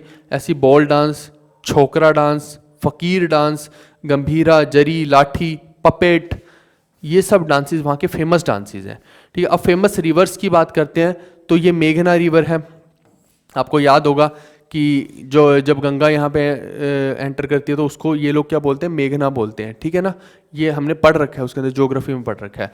ऐसी कर्ण फूली रिवर, हालांकि ये जो है मेघना सबसे ज़्यादा इंपॉर्टेंट है, ये क्वेश्चन के अंदर पूछा जा सकता है, और एक तीस्ता रिवर का पूछा जा सकता है, इसके बारे में भी हमने पढ़ रखा है ज्योग्राफी के अंदर, वो आपको देखनी है। और कौन सी, ब्रह्मपुत्रा रिवर के बारे में, ब्रह्मपुत्रा तो बहुत इंपॉर्टेंट रिवर है, इसके बारे में तो कुछ भी पूछ सकते हैं। महानंदा के बारे में पूछ सकते हैं। ये कुछ कुछ रिवर्स ऐसी हैं जो इंपॉर्टेंट है, जो आपको पता होना चाहिए जिनके बारे में, ठीक है भाई। तो वो मैंने एक्स्ट्रा अलग से स्टार मार्क कर दिया है। अब फेमस टेम्पल्स की बात करें तो टेम्पल तो देखो यार, इसमें से कोई भी पूछा जा सकता है। ये अलग अलग टेम्पल हैं, गणेश टेम्पल लक्ष्मी बाजार ढाका के अंदर है। ये आप देखो मोटे मोटे तौर पे काफ़ी सारे टेम्पल जो हैं ये ढाका के अंदर ही हैं, आप देख रहे होंगे, ठीक है। तो ये थोड़ा सा एक अंदाज़ा लगा लेना कि ये कौन कौन से टेम्पल हैं। फेमस माउंटेन्स की बात करते हैं तो कुछ इंपॉर्टेंट जो है, पहले दो तो इंपॉर्टेंट है, इसको मैंने यहाँ पे लिख दिया है, ठीक है। ये मैंने हाइट्स भी लिख दी है साथ के साथ। तो ये आप थोड़ा सा कियो क्राडोंग और साका हैपहोंग पूछ ले तो कहाँ पे है, तो सीधे सीधी बात है बांग्लादेश के अंदर है। और बाकी इतने तो आपको याद करना, देखिए बहुत मुश्किल काम है, तो इनको आप चाहें तो स्किप कर सकते हैं। नेक्स्ट पॉपुलेशन की बात करें तो 2022 के सेंसस के अकॉर्डिंग इतनी यहाँ की पॉपुलेशन है। डेंसिटी की बात करें तो इतनी है। और जीडीपी की बात करें तो $416 बिलियन है। और पर कैपिटा की इनकम की बात करें तो 2520 है, ठीक है भाई। चलिए आगे बढ़ते हैं। रिलीजन की बात करते हैं यहाँ पे। अब आपको मैंने जैसा कि पहले भी बताया है कि दो तरह के पाकिस्तान बन रहे थे, एक बांग्लादेश वाला और एक जो पाकिस्तान है। तो पाकिस्तान में ऑब्वियस सी बात है कि सबसे ज़्यादा मेजोरिटी में कौन सा रिलीजन है, इस्लाम। तो वो यहाँ भी है, 91.04% यहाँ पे ऑफिशियली क्या है, इस्लाम है। हिंदुइज्म बहुत कम है यहाँ पे, 7.95% है। बुद्धिज़्म 0.61%, क्रिश्चियनिटी 0.3%, अदर्स 0.12%, ठीक है जी। चलिए आगे बढ़ते हैं। अब बॉर्डर्स की बात करते हैं। बांग्लादेश का जो बॉर्डर था भाई, ये सबसे सबसे अजीबोगरीब बॉर्डर था। यहाँ पे एक्चुअली में क्या है कि दो यहाँ पे राजा हुआ करते थे। अब छोड़ो राजाओं के नाम को, तो क्या करोगे तुम लोग। तो वो जो दो राजा थे ना, वो आपस में चेस की गेम खेलते रहते थे, ठीक है। तो इस जगह पे दो राजा हुआ करते थे, वो चेस की गेम खेलते रहते थे। और वो जो यहाँ के जो छोटे छोटे गांव होते थे ना, छोटे छोटे एरियाज होते थे, वो चेस की गेम में उसको दाव पे लगाते रहते थे। तो कभी वो वो वाला जीत जाता था, कभी ये वाला जीतता था। तो इन दोनों के निकम्मों की वजह से क्या हुआ कि वो इधर उधर करके यहाँ पे क्या हो गया, छोटी छोटी टेरिटरीज बन गई, छोटी। अब कोई तो वो इंडिया के अंदर पड़ रही, कोई बांग्लादेश के अंदर पड़ रही, कोई इंडिया में कोई बांग्लादेश में। मतलब इतना ज़्यादा कॉम्प्लिकेटेड बॉर्डर ये हो गया कि समझ ही नहीं आता था कि इंडिया का बॉर्डर कौन सा है और बांग्लादेश का कौन सा है। तो फिर ये क्या हुआ यहाँ पे कि मोदी जी ने ये एक अच्छी चीज़ की कि इस बॉर्डर के ऊपर इसको एकदम क्लैरिफाई कर दिया। इंडिया ने बहुत सारी लैंड हालांकि खोई भी इसके अंदर, बट इससे क्या किया, एटलीस्ट क्लैरिटी होगी कि ये हमारा बॉर्डर है, अब इसके पार मत आइएगा। लगभग सारी जगह पे फेंसिंग कर रखी है, बट यहाँ पे जो लैंड है ऐसी अजीबोगरीब उबड़ खाबड़ सी है कि यहाँ पे पेट्रोलिंग करने में हमारे मिलिट्री वालों को दिक्कत होती है। और ऊपर से यहाँ पे क्या है कि अगर कोई नशे वगैरह वाला व्यापार चलता है इंडिया के बॉर्डर के साथ में, तो कुछ इधर आएगा या कुछ ऐसा हो रहा है कि यहाँ से उधर जा रहा है तो शूट भी कर देते हैं। ये हम उसी पॉलिसी को अपनाते हैं कि अगर हमें लगता है कि कोई व्यक्ति संदिग्ध ऐसा, तो हम शूट कर सकते हैं। ये हमारी सिंपल सी पॉलिसी है इसके अंदर, इस बॉर्डर के ऊपर, ठीक है भाई। अब देखो बांग्लादेश बॉर्डर शेयर करता है इंडिया और म्यांमार के साथ। तो एक तो इंडिया के साथ तो इतना कर ही रहा है, और दूसरा ये देखिए ये रहा म्यांमार। तो ये देखिए बांग्लादेश इसके साथ एक बॉर्डर ये शेयर कर रहा है। अब देखो यहाँ पे बॉर्डर शेयरिंग स्टेट्स की बात करें तो ये इतनी सारी स्टेट्स के साथ बॉर्डर शेयर कर रहा है। और यहाँ से भी दिख रहा है, वेस्ट बंगाल के साथ कर रहा है और असम के साथ। तो ये रहा असम, और फिर मेघालय, त्रिपुरा, मिजोरम, ठीक है। ये रहा मेघालय और ये रहा त्रिपुरा और ये रहा, ये यहाँ से जाएगा फिर ये मिजोरम के साथ, ठीक है भाई। चलिए हाँ, तो ये है पूरे का पूरा कुल मिला के स्टेट्स का। अब बॉर्डर लेंथ की बात करें, मैंने कहा सबसे लंबा बॉर्डर जो है बांग्लादेश का, ये इंडिया के साथ, वो 4096.7 किलोमीटर है। और बॉर्डर का जो नाम है लाइन की जो डिमार्केशन जो हो रही है उसको रेड क्लिफ लाइन यहाँ पे बोलते हैं। लाइंस का अलग से देख लेना, मैं डिस्क्रिप्शन में वीडियो का लिंक डाल दूंगा।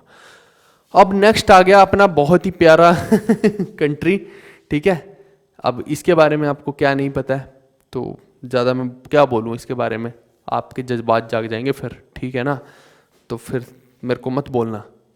चलो एनीवेज, आप देखिए कि पाकिस्तान के साथ अपना यूजुअली झगड़ा तो रहता ही रहता है, ये तो हमें मालूम है। और सबसे ज़्यादा एक नॉन पीसफुल बॉर्डर बोलें तो यही है। और हम लोगों ने क्या कर रखा है यहाँ पे, आपको मैं ये बता दूँ थोड़ी आपकी इन्फॉर्मेशन के लिए कि ये जो बॉर्डर है ना यहाँ पे, हमने बहुत बड़े बॉर्डर पे यहाँ पे फेंसिंग कर रखी है, सब जगह पे तो नहीं हो रखी, फेंसिंग कर रखी है, साथ में हमने बहुत सारे बल्ब लगा रखे हैं इस बॉर्डर पे, ठीक है। तो जब आप ऊपर आसमान से देखेंगे ना सैटेलाइट की हेल्प से, तो ये बॉर्डर एकदम आपको रात के अंधेरे में भी चमकता हुआ क्लियर कट दिखाई देगा कि ये इंडिया और पाकिस्तान का बॉर्डर है। और यहाँ पे इस पूरे बॉर्डर में कोई समस्या नहीं है, इस पूरे बॉर्डर में कोई समस्या नहीं है। यहाँ पे दोनों कंट्रीज एकदम सहमत है कि हाँ ये हमारा बॉर्डर है, हमें ये नहीं क्रॉस करना, हमें वो नहीं क्रॉस करना, सिंपल सी बात है, यहाँ तक कोई समस्या नहीं है।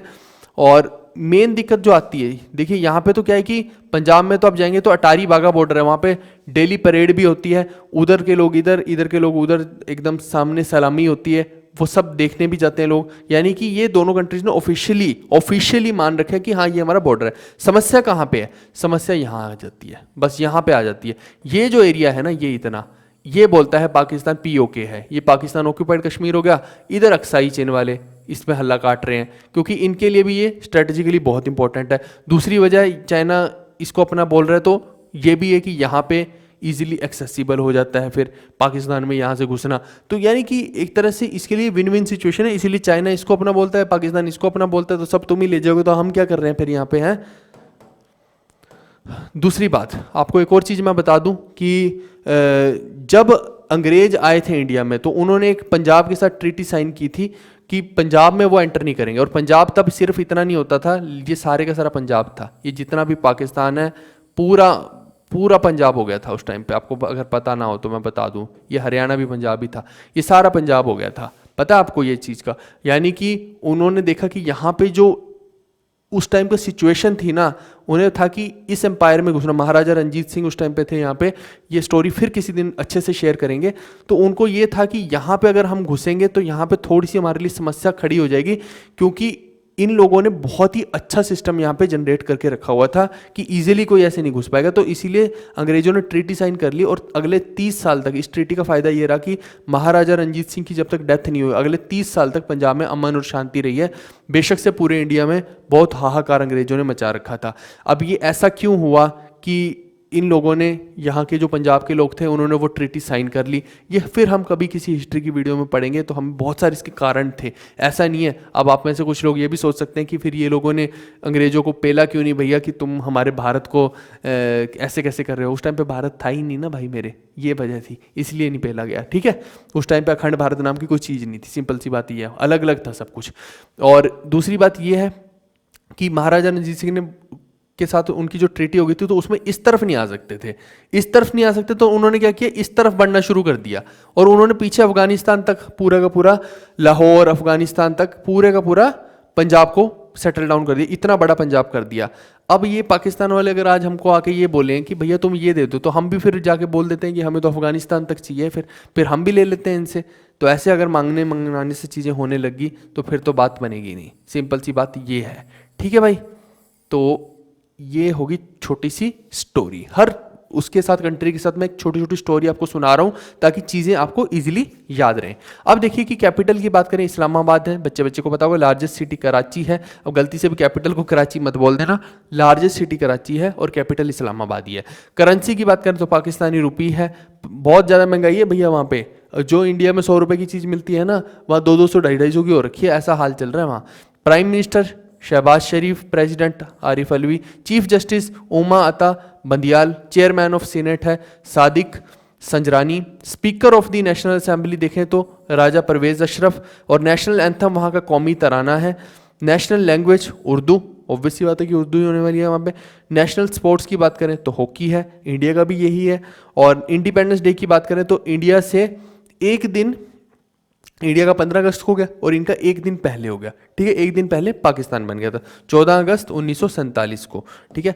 इंडिया और पाकिस्तान को अलग अलग नहीं देखा जा सकता है, इनकी इंडिपेंडेंस डे को, ये बिल्कुल इंटर रिलेटेड है, इंडिया से ही तो बन रहा है वो, एक तरह से अगर देखा जाए तो वो अलग कैसे हो जाएगा, वो तो दोनों का रिलेटिविटी का वो हो गया है, ठीक है, रिलेशन पर। और पार्लियामेंट की बात करें तो यहाँ की है senate upper house, national assembly जो है वो लोअर हाउस है। जैसे इंडिया में हो गया ना लोकसभा राज्यसभा, ऐसे यहाँ पे क्या है, सीनेट जो है तो उसको बोलते हैं अपर हाउस और नेशनल असेंबली को बोलते हैं लोअर हाउस, ठीक है भाई। चलो आगे बढ़ते हैं। नेशनल सिंबल्स की बात करता हूँ मैं।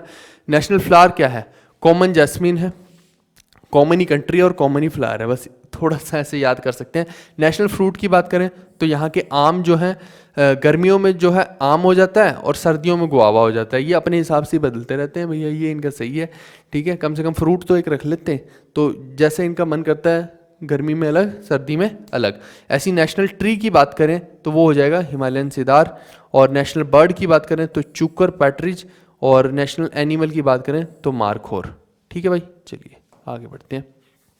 रिलीजन की बात करते हैं तो ऑब्वियस सी बात है कि इस्लाम सबसे ज़्यादा होगा, तो आप देखिए कि 96.5% इस्लाम है, और जो हिंदुइज्म है वो माइनॉरिटी में है, क्रिश्चियनिटी भी माइनॉरिटी में, अदर्स भी माइनॉरिटी में। तो कहने का मतलब है कि इतनी ज़्यादा माइनॉरिटी में हिंदूज़ की जो एक तरह से होता है ना वो विसल ब्लोइंग वाला काम बहुत ईजिली हो जाता है। अब इसीलिए आप देखते होंगे कि बहुत सारे इंसिडेंट्स होते हैं, बहुत सारे गुरुद्वारों पर भी अटैक हो रहे हैं वहाँ पे, ये सब चीज़ें बहुत कॉमन देखने को मिलती हैं, ठीक है। तो वो इसीलिए मिलती हैं क्योंकि जब किसी भी जगह पे, चाहे वो भारत ही क्यों ना हो, अगर भारत में भी कोई माइनॉरिटी में होगा ना तो हम ये चीज़ भारत में भी देखेंगे। बस ये हो सकता है कि स्केल बदल जाए, हो सकता है यहाँ पे एट्रोसिटी उस हिसाब से ना हो, मतलब हो सकता है कि 10% 20% हो और वहाँ पे हो सकता है 50-60% एट्रोसिटी का रेट चला जाए। बस वो रेट बदल जाएगा, लेकिन होगा ये हमेशा ही। यानी कि कोई भी कंट्री हो वो, या तो अगर हम बोले ना वो रिलीजन के हिसाब से नहीं बट रही है, रिलीजन के हिसाब से मान लो कि सपोज करो कि वहाँ पे 100% मान लो इस्लाम वाले ही हो जाएं किसी कंट्री में, तो फिर क्या होगा, या 100% इंडिया में हिंदूज ही हो जाएं, तो फिर क्या होगा, फिर वो कास्टिज्म के हिसाब से बढ़ जाएगा। यानी कि कभी भी जो लोग हैं ना वो डिवीजन हमेशा करेंगे ही करेंगे खुद की, ये नेचुरल है, इसको आप रोक नहीं सकते हो इस डिवीजन को, ठीक है। अब जैसे फॉरेन कंट्रीज में भी जाएं तो वहाँ भी उनका धर्म तो एक ही है, ठीक है। तो वो उन लोगों ने क्या किया, वहाँ पे अलग अलग धर्म के लोग तो कुछ आपको देखने को नहीं मिलते ना, तो उन्होंने उनका डिमार्केशन कहाँ से हो गया, ये चीज़ का डिवीजन कहाँ से होगी, वाइट ब्लैक्स। देखो उन्होंने कलर के हिसाब से कर लिया। मतलब इंसान जो है ना, इंसान के अंदर इतनी नफरत भरी हुई है, ये अपने आप का डिवीजन का हिसाब ना किसी तरीके से ढूंढ ही लेगा। ऐसे इंडिया में अगर हम पूरे देश को ही मान लो कि हिंदुइज्म में कन्वर्ट कर दें, सपोज करो एग्जांपल के तौर पे बताता हूँ, तो फिर क्या हो जाएगा, तो फिर वही है शूद्र वैश्य, इस हिसाब से हम डिविजन्स करनी शुरू कर देंगे कि अरे ये नीच है, ये उच्च जाति का है। मतलब हमें क्या है कि इंसानों के अंदर ना ये भरा हुआ बस अंदर, तो उनको डिवीजन करनी ही करनी है, सिंपल सी बात ये है। तो इस चीज़ से बचा नहीं जा सकता किसी भी तरीके से, वो चाहे किसी भी फॉर्म में, रिलीजन की फॉर्म में, कास्ट की फॉर्म में, कलर, क्रीड, किसी की फॉर्म में भी, या फिर गरीब अमीर की फॉर्म में। जैसे रशिया में क्या है कि गरीब अमीर का लगभग फ़र्क खत्म हो गया है, लेकिन फिर भी वहाँ पे डिवीजन्स तो है ही हैं। वहाँ पे अभी किस हिसाब से डिवीजन हो गई है कि जो ब्यूरोक्रेसी है वो बहुत पावरफुल हो गई है। आप किसी छोटी से छोटी पोस्ट में भी चले जाएंगे ना वहाँ ब्यूरोक्रेसी में, तो आप राजा हैं, ठीक है। अब इंडिया में क्या है कि ब्यूरोक्रेसी का लेवल को एकदम रिड्यूस किया जा रहा है, उनकी पावर्स को एकदम से कम किया जा रहा है, ठीक है। अलग अलग जगह पे अलग अलग चीज़ें, बहुत समझने की चीज़ें हैं, ये किसी दिन फिर फुर्सत में बैठ के समझेंगे इनको। Independence day from the United kingdom, तो पाकिस्तान की बात करें तो ऑब्वियस सी बात है कि यहाँ पे सारी जगह पे क्या था, ब्रिटिश एम्पायर ही था, तो अगेन वही 14 अगस्त 1947 ही होगा। और इस्लामिक रिपब्लिक की बात करें तो ये 23 मार्च 1956 में बनता है ये इस्लामिक रिपब्लिक। रिपब्लिक डे मान लो इनका एक तरह से। लास्ट पॉलिटी विड्रॉन जो है 12 जनवरी 1972 को है, और करंट कॉन्स्टिट्यूशन जो है ये 14 अगस्त 1973 को बनाया गया है। आपको बताना है इंडिया का कॉन्स्टिट्यूशन कब बनाया गया और कब उसको अडॉप्ट किया गया, कब फॉर्म किया गया, कब अडॉप्ट किया गया, ये दोनों डेट्स आपको नीचे कमेंट करके बतानी है। अब एरिया की बात करें तो ये एरिया, हालांकि इसको याद करने की ज़रूरत है नहीं है, वाटर की परसेंटेज ये होगी इस एरिया में।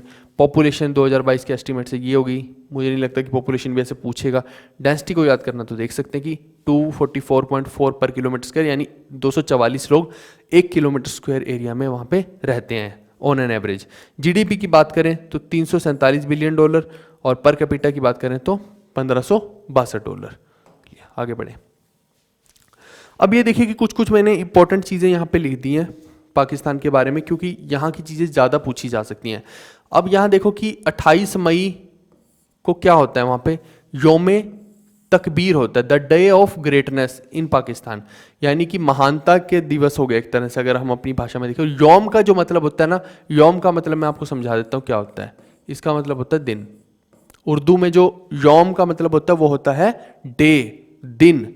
जैसे अगर किसी को वहाँ पे बोलना हो ना वैलेंटाइन डे, कि वैलेंटाइन डे को भैया उर्दू में बोलो तो क्या बोलोगे, तो वो बोलेंगे योम आशिकी, ठीक है भाई, समझ आ रहे हो, समझ रहे हो, सच में यही बोलते हैं, मैं मजाक में थोड़ी बोल रहा हूँ यार। तो तुम भी अपना जो योम आशिकी है वो फरवरी में मना लेना, तो ढूंढ लेना तुम्हारी योम आशिकी है कौन। ठीक है, चलिए ये मैंने बता दिया आपको। नेक्स्ट इसमें देखते हैं 26 जुलाई को क्या है, कारगिल विजय दिवस। ये इंडिया में मनाया जाता है, ध्यान देना, ये इंडिया में मनाया जाएगा 26 जुलाई को। कब से मनाया जा रहा है, 1999 से मनाया जा रहा है। और 6 सितंबर को क्या मनाया जाता है, डिफेंस डे, इसको बोलते हैं योम दिफा। योम दिफा ये पाकिस्तान में मनाया जाएगा। जहाँ जहाँ योम आ जाएगा वो पाकिस्तान में मनाया जा रहा है, बाकी इंडिया में मनाया जा रहा है। जहाँ जहाँ दिवस आ जाएगा ना, दिवस, दिवस इंडिया का हो गया, योम वहाँ का हो गया, बस ऐसे समझ लेना। 7 सितंबर को एयरफोर्स डे मनाया जाता है पाकिस्तान में, इसको बोलते हैं योम फिजाया। फिजा, फिजा क्या हो गया, हवाओं की बात हो रही है तो वो वैसे पता एयर हो गया। 8 सितंबर को क्या मनाया जाता है, विक्ट्री डे, नेवी डे, ये योम भारिया इन पाकिस्तान हो गया। ऐसी 4 दिसंबर को नेवी डे इन इंडिया मनाया जाता है, 8 सितंबर को पाकिस्तान में, 4 दिसंबर को इंडिया में। 16 दिसंबर को विजय दिवस मनाया जाता है इन इंडिया। और ये जो विजय दिवस है ये कारगिल विजय दिवस है, ये अलग विजय दिवस है, ये वो हो गया 1971 वाला, आई थिंक ये बांग्लादेश वाला हो गया है ना।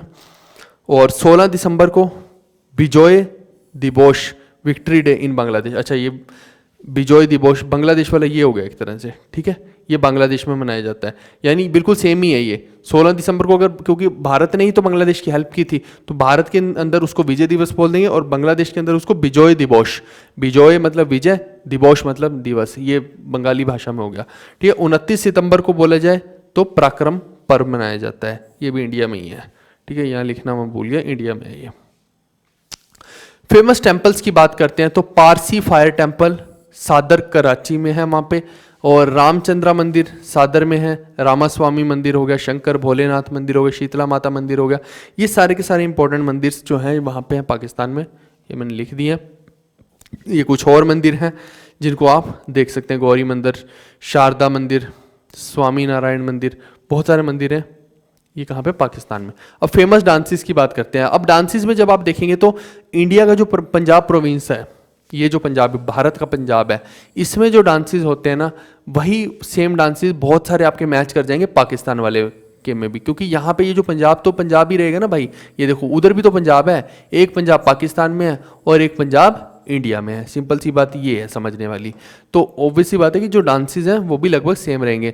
अब जैसे पंजाबी भाषा में बोल देते हैं कि वो तो लुड्डियाँ पांदा फिरता है, तो लुड्डी की बात होगी तो लुड्डी भी क्या है, डांस है। हम लोग अभी भी पंजाब में ऐसी चीज़ें बोल देते हैं। भंगड़ा पंजाब का हो गया, गतका पंजाब का हो गया, मार्शल आर्ट वाला डांस है गतका, और झूमर पंजाब में बोल किया जाता है। मैं मोटे तौर पे आपको थोड़ा सा हिंट दे रहा हूँ, झूमर है तो ये झुमरो हो गया, ठीक है, धमाल, झूमर, धमाल, ये सब चीज़ें मैं मोटे तौर पे बता रहा हूँ कि ऑलरेडी यहाँ भी की जाती हैं। दूसरा ये बलोचिस्तान से आपको पता लग जाएगा कि ये तो पाकिस्तान का ही है, ठीक है। तो मोटे तौर पे आप इनको याद कर सकते हैं। फेमस रिवर्स की बात करते हैं यहाँ पे तो इंडस रिवर, मैंने जब पढ़ाया था आपको तो तब भी बताया था कि इंडस रिवर एक वेस्ट फ्लोइंग रिवर है।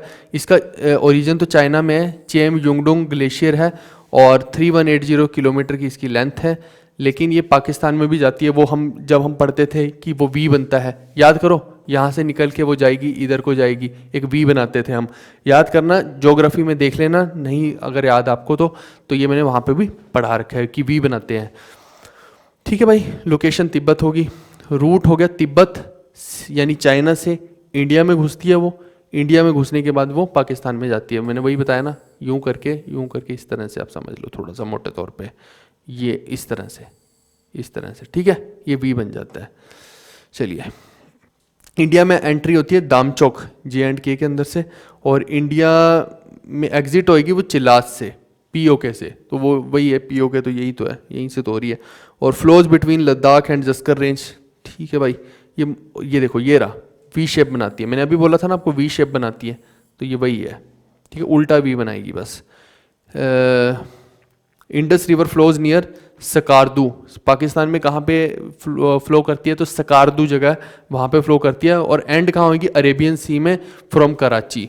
तो अरेबियन सी में जाके यहाँ पे जाके देखिए, इसमें जाके ये एंड हो जाएगी, इधर अरेबियन सी होता है और इधर बे ऑफ बंगाल होती है, ठीक है, तो अरेबियन सी में आके मिल जाएगी। नेक्स्ट हम देखते हैं ट्रिब्यूटरीज इंडस की। हालांकि ये सब ट्रिब्यूटरीज ये सब मैंने ज्योग्राफी में भी पढ़ा रखा है, यहाँ पे मैं डिटेल में नहीं जाऊँगा इनकी। ये चेनाब होगी, झेलम होगी, रावी होगी, सतलुज होगी, ये सब रिवर्स जो हैं ये पंजाब की रिवर्स हैं। पंजाब को पंजाब मतलब पंज आब, आब मतलब उर्दू में आब को क्या बोलते हैं, पानी, ठीक है, और पंज का मतलब होगा पांच, तो पांच पानी यानी कि 5 रिवर्स की धरती है। तो ये सब रिवर्स जो हैं फ्लो करती हैं पंजाब में, और भी करती है एक, ठीक है, एक और भी करती है जो यहाँ पे लिखी नहीं हुई है, मतलब वो इसकी ट्रिब्यूटरी नहीं होगी, मे भी शायद इसलिए नहीं लिखी हुई। सतलुज, रावी, चेनाब, झेलम, एक और करती है यार, अब बताना मेरे को कि कौन सी करती है। पंजाब के अंदर 5 रिवर्स करती हैं, ठीक है। चलिए आगे बढ़ते हैं। ब्यास होगी, आई थिंक ब्यास लिखा है क्या यहाँ, हाँ ब्यास नहीं लिखा, ब्यास होगी, ठीक है, ये भी पंजाब में फ्लो करती है, तो ये 5 रिवर होगी। चलो ये सारा चीज़ें मैंने पढ़ा रखा है, ज्योग्राफी में जाके देखो तो सब करवा रखी हैं ये चीज़ें। फेमस माउंटेन की बात करें तो नंगा पर्वत, Himalayas, Karakoram range, largest mountain range इन पाकिस्तान, पीओके बोलेंगे, पाकिस्तान ऑक्यूपाइड कश्मीर। द हिंदू कुश की पहाड़ियाँ होगी, गशेर ब्रह्म हो गया। हिंदू कुश की पहाड़ियाँ ही तो हैं इधर, तो इन्हीं से तो वो लोग इधर हमला करने के लिए आते थे इतने सारे लोग, ठीक है। चलिए ठीक है, ये हो गया, ये सब पढ़ रखा है ज्योग्राफी में मोटे तौर पे। अब बात करते हैं पाकिस्तान की बॉर्डर की, किस किस के साथ इसका बॉर्डर है। अफगानिस्तान इस तरफ है, ये देखो ये रहा अफगानिस्तान, और इस तरफ ईरान है, तो ईरान के साथ बॉर्डर हो गया इसका, अफगानिस्तान के साथ बॉर्डर हो गया, और इधर से भारत के साथ इसका बॉर्डर हो गया, ठीक है भाई। और एक ये पूछ सकता है कि कौन कौन सी स्टेट है जिसके साथ ये बॉर्डर शेयर कर रहा है, तो ऑब्वियस सी बात है कि यहाँ पे देखो, यहाँ से शुरू हो जाओ, लद्दाख, जम्मू कश्मीर, पंजाब, राजस्थान, गुजरात, बस, बिल्कुल बस, हाँ, तो यहाँ इन स्टेट से ये बॉर्डर शेयर कर रहा है। बॉर्डर की लेंथ लिख दी है, लाइन ऑफ कंट्रोल, यहाँ पे ये जो बॉर्डर है इसको LOC बोलेंगे, यहाँ वाले चाइना वाले को LAC बोलेंगे। ये लाइन ऑफ कंट्रोल है, वो लाइन ऑफ एक्चुअल कंट्रोल है, LAC है वो चाइना वाली। चलिए अब हम आते हैं अफगानिस्तान के ऊपर। आवाज़ आ रही है ना, ठीक है, सब सिस्टम सही चल रहा है, बीच बीच में देखना पड़ जाता है। अफगानिस्तान की बात करते हैं तो राशिद खान है ना यहाँ से, ठीक है ना, बॉलर जो है राशिद खान। हाँ, तो अभी आपको मालूम है कि अफगानिस्तान में कितना वो इस्लामिक स्टेट्स वाला कितना हो हल्ला हुआ है, बहुत रिसेंट की ही न्यूज़ है, कोई ज़्यादा पुरानी भी नहीं, 1-1.5 साल पुरानी ही तो न्यूज़ है। तो वहाँ से भी आप थोड़ा सा कोरिलेशन देख सकते हैं कि कितना ज़्यादा वहाँ की गवर्नमेंट में तख्ता पलट हुआ है। और अब वहाँ पे एक तरह से आप देखिए कि प्रेसिडेंट ना बोल के हम वहाँ के बंदे को क्या बोल रहे हैं, सुप्रीम लीडर बोल रहे हैं, हिबतुल्ला अखुंदज़ादा, ठीक है, ये बंदा है वहाँ पे इस वक्त। कैपिटल है काबुल, करेंसी है अफगानी, और मेजर लैंग्वेजेस हैं पश्तो और दरी, ये 2 अलग अलग लैंग्वेजेस हैं, ठीक है। और ऐसी चीफ जस्टिस अब्दुल हकीम इश्क काजी है, प्राइम मिनिस्टर हसन अखुंद है, नेशनल एंथम वहाँ का मिली सरूद है, और ऑफिशियल लैंग्वेज होगी पश्तो एंड दरी, मैंने बोल दिया ना ये पश्तो और दरी है। और नेशनल स्पोर्ट्स बुज़काशी हो गया। ये नेशनल स्पोर्ट्स बहुत इंपॉर्टेंट क्वेश्चन है, ये कभी भी पूछ सकता है। इंडिपेंडेंस डे की बात करें तो 19 अगस्त 1919। अब ये 1919 से आपको कुछ और भी याद आ रहा होगा, जलियांवाला कांड जो हुआ था 13 अप्रैल 1919 को ही हुआ था। जनरल डायर ने जो जलियांवाले बाग में इतनी सारी गोलियां चलाई थी, बहुत सारी अभी प्रिजर्व कर रखी है वहाँ पे वो गोलियां, और इसकी रेनोवेशन भी हो गई है। लास्ट टाइम जब मैं गया था तो एंट्री अलाउड नहीं थी, क्योंकि रेनोवेशन हो रही थी जलियांवाला बाग की 1-1.5 साल से, तो अब वो रेनोवेट भी हो चुका है। तो अब जब जाएंगे, आप कभी कोई जाएगा तो आप जाके देख सकते हैं, वहाँ पे गोल्डन टेम्पल के बिल्कुल साथ ही है, 10 कदम की दूरी पे है, वहाँ पे जाके आप इसको देख सकते हैं, ठीक है। पार्लियामेंट जो होगी वो क्या होगी, शोरा। चलिए शोरा आपको मैं बताऊं तो एक तरह से सल्फर टाइप पाउडर भी हो गया। ये पानी के अंदर जो शोरा होता है ना, वो टूटियों में जम जाता है, नल के अंदर जम जाता है और नल को ब्लॉक कर देता है, अगर आपको पता हो तो। उससे थोड़ा ये चीज़ें मैं इसलिए बता रहा हूँ कि आपको याद रहेगा, ये बस, और कुछ नहीं है इसको बताने का मतलब। ये झंडा तो देख ही रहे हो ना, झंडा तो इनका मैंने बना दिया, बस ठीक है। और यही वो अफगानिस्तान है जहाँ से जितने भी एट्रोसिटी हो सकती थी ना, अफगानों ने आके पूरे इंडिया के अंदर जो हो हल्ला मचाया था ये यहीं से ही आते थे, ठीक है। अफगान लोग आके इन्होंने जितने अत्याचार हो सकते थे करते थे, यहाँ के लोगों को, भारत के लोगों को गुलाम बनाते थे और फिर अपने साथ उठा उठा के इनको वापस अफगान में लेके जाते थे और उन गुलामों को फिर ये बेचा करते थे, समझ रहे हो। यानी कि एक बारी यहाँ की औरतों को उठा के ले गए तो उनको प्रोस्टिट्यूशन के धंधे में डाल दिया करते थे, बेच देते थे टके टके में, और जो आदमियों को उठा के ले जाते थे, मतलब आप बिल्कुल खत्म, आपका करियर तो खत्म, आपका जीवन भी खत्म, एक तरह से आपकी आत्मा को निचोड़ दिया जाएगा, ऐसा हाल कर दिया जाएगा वहाँ पे। आप सोचो ना कि आपकी बोली लग रही है वहाँ पे, कितना अजीब लगेगा आपको। ये सोचने वाली चीज़ें हैं, ये ऐसे नहीं फील होती, ये जब जिसके साथ होती है ना उसी को फील होती हैं ये सब चीज़ें। चलिए, नेशनल फ्लावर की बात करें तो ट्यूलिप है, नेशनल फ्रूट की बात करें तो पोमीग्रेनेट यानी कि अनार है, नेशनल ट्री की बात करें अफगान पाइन है, नेशनल बर्ड की बात करें तो गोल्डन ईगल है, और नेशनल एनिमल की बात करें तो स्नो लेपर्ड हो गया। ओके भाई, चलिए आगे बढ़ते हैं। रिलीजन की बात मैंने आपको क्या बताया कि रिलीजन जो है इस्लाम ही रहेगा यहाँ पे, ऑब्वियस सी बात है यार, अफगानिस्तान है तो इस्लाम ही रहेगा। और यहाँ पे आप देखिए कि 99.7% इस्लाम है और 0.3% अदर्स है, ठीक है जी। फॉर्मेशन की बात करें तो होताक डायनेस्टी हुआ करती थी पहले यहाँ पे 1709 से 1738 में। ये उसके बाद क्या हुआ, दुर्रानी एम्पायर आया, वो आया 1747 से 1823 में। फिर एमिरेट आए, वो 1823 से 1839 तक आए। फिर restoration of the Durrani kingdom हुआ फिर से, ये 1839 से 1842 में। फिर रिस्टोरेशन ऑफ एमिरेट दोबारा से हो गया 1842 से 1926 में। ये वो दौर है, ये सारा दौर वो है कि लड़ाकों का दौर, जिसके पास जोर है वही राजा है, वो ये उस टाइम की बात है। वहाँ के लोग क्या बनना चाहते थे, लड़ाके बनना चाहते थे। और आज की डेट में भी देखें तो अभी भी उनके अंदर वही चीज़ ही दिखाई दे रही है, ठीक है। अभी जो चल रहा है वहाँ पे वही चीज़ ही है, यानी वो लड़ाकों वाला बिहेवियर है ना, अभी भी उनके अंदर वो समाया हुआ, वो बाहर नहीं निकला है। तो वो अभी भी वही चीज़ कर रहे हैं कि जो जिसके पास जोर है वही राजा, तो उन्होंने अभी भी वही चीज़ करके दिखाई है एक तरह से, ठीक है भाई। फिर दोस्त मोहम्मद यूनाइट्स अफगानिस्तान ऑन 27 मई 1863। फिर एंग्लो अफगान एग्रीमेंट हुआ, अंग्रेज़ों ने तो बेड़ा गर्क किया ही है यहाँ पे आके, तो 26 मई 1879 को हुआ। और फिर इसकी इंडिपेंडेंस जो थी 19 अगस्त 1919 में हुई है, ठीक है जी। चलिए आगे बढ़ते हैं। हाँ, अब फॉर्मेशन के अंदर देखिए किंगडम की बात करते हैं। किंगडम में देखिए कि 9 जून 1926 को बनती है ये। रिपब्लिक डे इनका जो मनाया नहीं, एक तरह से कंसीडर हुआ 17 जुलाई 1973 में, लेकिन जो मनाया जाएगा डेमोक्रेटिक रिपब्लिक डे वो 27 से 28 अप्रैल 1978 को कंसीडर, मतलब ये बन गया था तो उसी दिन ये मनाते हैं। और इस्लामिक स्टेट की बात करें तो 28 अप्रैल 1992 में बनी है। इस्लामिक एमिरेट की बात करें तो 27 सितंबर 1996 में बनी। इस्लामिक रिपब्लिक की बात करें तो 26 जनवरी 2004 को। और रिस्टोरेशन ऑफ इस्लामिक एमिरेट, ये देखो ये एमिरेट फिर से आ गए हैं और बिल्कुल रिसेंट में हुआ है 15 अगस्त 2021 में, यानी कि ये इस्लामिक एमिरेट्स ने फिर से इसको कब्जे में ले लिया है और वही अभी वहाँ के राजा हैं 15 अगस्त 2021 में। अब टोटल एरिया की बात करते हैं तो इतना एरिया है और वाटर नेग्लिजिबल सा है, वाटर एरिया इतना ज़्यादा नहीं है वहाँ। पॉपुलेशन की बात करें तो ये पॉपुलेशन लिख दिया यहाँ पे, पॉपुलेशन डेंसिटी 48 लोग पर किलोमीटर स्क्वायर में है, ठीक है। और ये 21.657 बिलियन डॉलर, बहुत कम है ये इनकी जीडीपी है। 493 पर कैपिटा, ये भी बहुत कम है। फेमस टेम्पल्स की बात करते हैं तो यहाँ भी बहुत सारे मंदिरों पे, बहुत सारे गुरुद्वारों पे अटैक होते ही रहते हैं। इवन यहाँ पे मैंने जो महाराजा रंजीत सिंह की बात की थी तो यहाँ पे जो बुत भी लगा होता है ना, जैसे मान लो कि किसी अपने इंडिया वाले का बुत लगा हो या यहाँ के राजा का बुत लगा हो, उसको भी तोड़ फोड़ करते रहते हैं ये लोग। ये भी थोड़े खिसके हुए हैं मेरे को लगता है, ठीक है। तो ये आसामाई हिंदू टेम्पल हो गया, बाबा ज्योति स्वरूप मंदिर हो गया, ये बहुत सारे हैं, ठीक है। अब ये देखो गुरुद्वारे की मैं बात कर रहा था तो गुरु हर राय जी हुए हैं तो उनका ये गुरुद्वारा साहिब हो गया, मतलब श्राइन ऑफ हज़रत अली हो गया। ये थोड़े थोड़े सी चीज़ें हैं, इसको आप थोड़ा सा पढ़ेंगे तो ये याद हो जाएंगे, ये इतने मुश्किल है नहीं है, ठीक है जी। फेमस डांसेस थोड़ा सा देख लेना इसका। ये पश्तो लैंग्वेज भी है और अतान पश्तो ये डांस भी है, ये नेशनल डांस ऑफ पाकिस्तान भी है, ठीक है। पाकिस्तान ये अफगानिस्तान आएगा भाई मेरे, ये गलती से लिख दिया इन्होंने, ठीक है। ये अफगानिस्तान आएगा, अफगानिस्तान की बात हो रही है तो गलती से लिख दिया पाकिस्तान। फिर ईशाअल्लाह, वहाँ से ईशाअल्लाह, नटसा, बच्चाबाजी और खट्टक डांस, ये सब यहाँ के डांस हो गए हैं।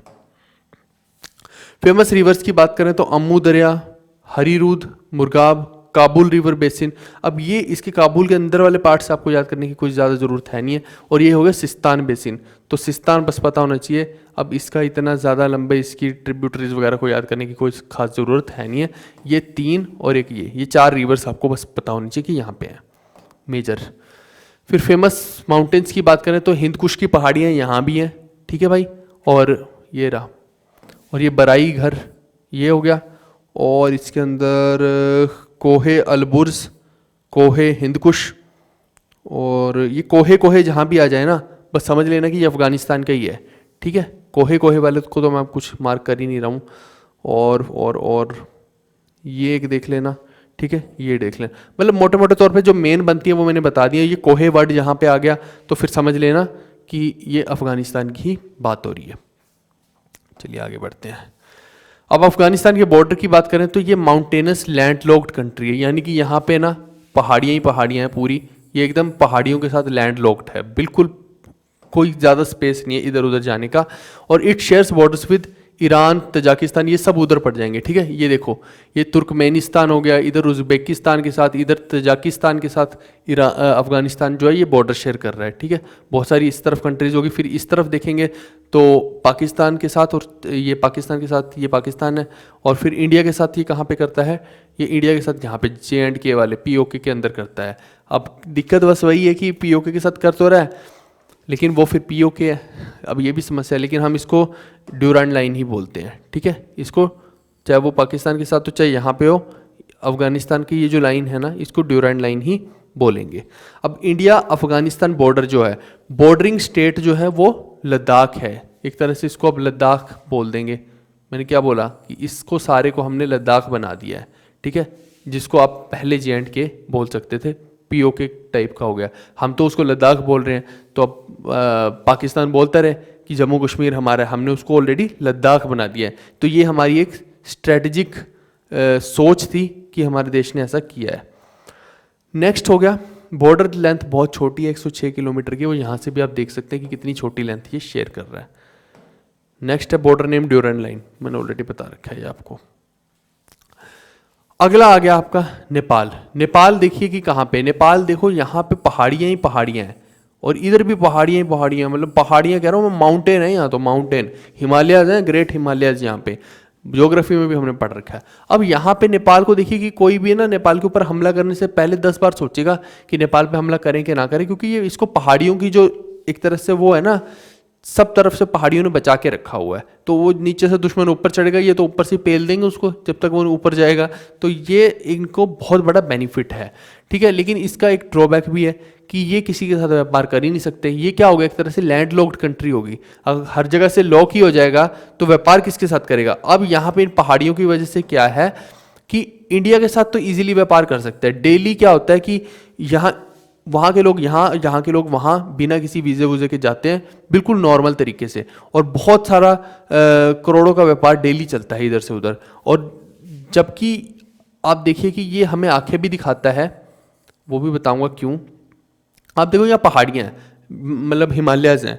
अब अगर ये चाहे भी तो भी ये चाइना से, ये चाइना इधर हो गया ना, उससे ये कुछ सामान ले नहीं सकता है चाहे भी तो। हालांकि कोशिश कर रहा है चाइना से अपने रिश्ते बनाने की, लेकिन होगा क्या कि वो फिर भारत से ही आना पड़ेगा इसको, क्योंकि इधर पहाड़ियों को काट के, मतलब हिमालय को काट के क्या बीच में से घुस जाएगा चाइना, ऐसा तो नहीं हो सकता ना। अभी तक तो ऐसी कोई टेक्नोलॉजी आई नहीं कि हिमालय को काट के बीच में से रोड बना देगा चाइना, और इसको, वो भी नेपाल के लिए। सोचने वाली बात है ना कि वो भी नेपाल के लिए, इतनी छोटी जगह के लिए कि उसको हम सप्लाई करेंगे, तो इसीलिए यहाँ से बीच में से ऐसा कर देते हैं।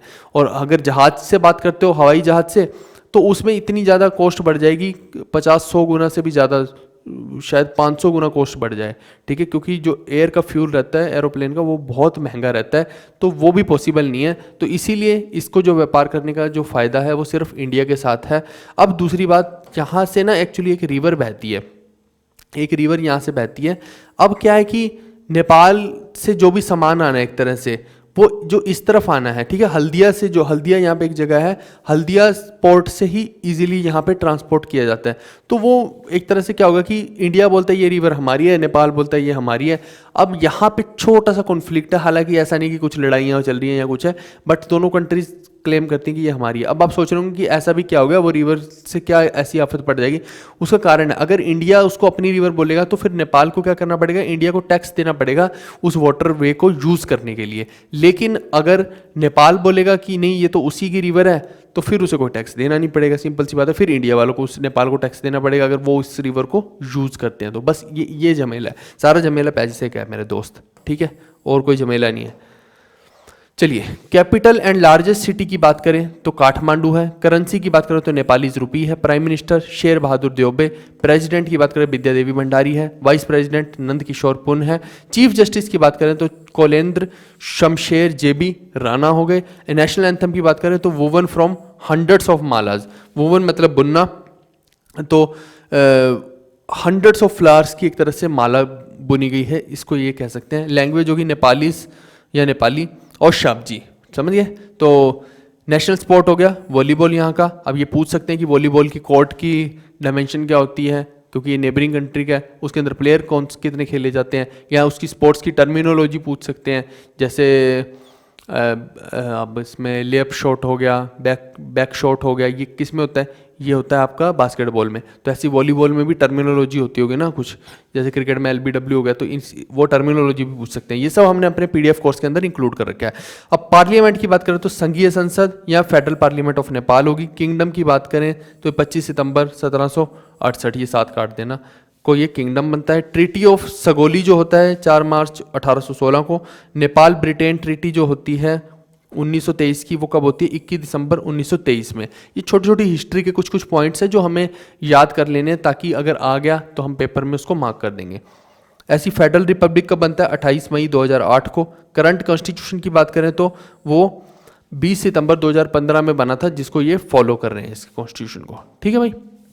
नेशनल फ्लावर जो है रोडोडेंड्रॉन है, जिसको लाली गुडास भी बोल देते हैं। नेशनल ट्री की बात करें तो फिकस रेलिगोसा, यानी कि पीपल की बात हो रही है। पीपल को ये जो उसका साइंटिफिक नेम है फिकस रेलिजियोसा है। ऐसी नेशनल बर्ड की बात करें तो हिमालयन मोनल है। अब ये देखिए कि जो यहाँ पे तो है ही हिमालय भैया, तो यहाँ पे भी तो फिर बर्ड भी हिमालयन ही रहेगा, तो हिमालयन मोनल हो गया। ऐसी नेशनल एनिमल गाय हो गई यहाँ की काऊ, ठीक है भाई। एरिया ये हो गया, वाटर परसेंटेज ये है। पॉपुलेशन की बात करें तो वो ये है, और पॉपुलेशन डेंसिटी 180 लोग पर किलोमीटर स्क्वायर है। नेक्स्ट रिलीजन की बात करते हैं। अब देखिए यहाँ पे इंपॉर्टेंट है ये रिलीजन, यहाँ भी देखो हिंदुइज्म 81.3%, यानी मेजोरिटी यहाँ पे किसकी है, हिंदूज की ही है। और ये 9% लगभग हो गए बुद्धिज्म, और इस्लाम बहुत कम है। जहाँ पे बांग्लादेश में जब हम देख रहे थे तो वहाँ इस्लामिक ज़्यादा है और हिंदू कम है, यहाँ पे हिंदू ज़्यादा है, इस्लाम वाले कम है, ठीक है। और बाकी तो बिल्कुल नाम मात्र के हैं। और जीडीपी की बात करते हैं तो $36 बिलियन, कोई बहुत ज़्यादा नहीं है। और पर कैपिटा इनकम $1236, ये भी कोई ज़्यादा नहीं है। फेमस टेम्पल्स की बात करेंगे तो ये सारे के सारे आपको फेमस टेम्पल्स देखने को यहाँ पे मिलेंगे। आप एक बार गो थ्रू हो सकते हैं। वो दक्षिण काली टेम्पल पूछ ले तो काठमांडू में है। ये बहुत सारे टेम्पल्स तो आप देखेंगे कि काठमांडू में ही हैं, ठीक है। एक यहाँ पे ये भी काठमांडू में ही है। बहुत सारे टेम्पल्स आपको देखिए कि काठमांडू में ही दिख जाएंगे। तो मोटे मोटे तौर पे जो मेन है वो आप देख सकते हैं। लुम्बिनी प्रोविंस पूछ ले कहाँ पे है तो नेपाल में बोल देंगे। ऐसी चेंगू नारायण टेम्पल बख्तापुर नेपाल में है। ये याद करने की जरूरत नहीं है, बख्तापुर नेपाल में है, बस ऐसे याद। और जो काठमांडू में है वो तो देख ही लेना, वो आ सकता है। और ठीक है, बस यही इंपॉर्टेंट है। नेक्स्ट हम देखते हैं फेमस डांसेस। फेमस डांसेस कौन से, चंडी नाच, मरूनी नाच, चैनीशा, ये मोटे मोटे तौर पे देवी नृत्य हो गया, और पंचबुद्धा नृत्य हो गया, हनुमान नृत्य हो गया, देवड़ा हो गया, मतलब गरबा हो गया। यहाँ भी वही चीज़ है कि मोटे मोटे तौर पे जब देखेंगे तो कुछ कुछ चीज़ें हम आपको इंडिया के साथ भी समानता सी चीज़ें देखने को मिल सकती हैं। तो ये मोटे तौर पे क्या हो गए, यहाँ के फेमस डांसेज हैं। चुटकी भी डांस है। इंपॉर्टेंट रिवर्स की बात करें तो ये कोसी रिवर के बारे में पूछा जा सकता है, ये इंपॉर्टेंट है। गंदकी रिवर भी इंपॉर्टेंट है, और ये भी इंपॉर्टेंट है करनाली। ये यहाँ की लॉन्गेस्ट रिवर है, ये डीपेस्ट रिवर है, ये लार्जेस्ट रिवर है। फर्क है दोनों में, तीनों में। ये लंबी है सबसे, ये वॉल्यूमेट्रिक के हिसाब से लार्जेस्ट है, तो लार्जेस्ट मतलब लंबी नहीं है, लॉन्गेस्ट का मतलब लंबी। ये लंबी है, और लार्जेस्ट का मतलब बिगेस्ट, एक तरह से वॉल्यूम के हिसाब से ये बिगेस्ट है।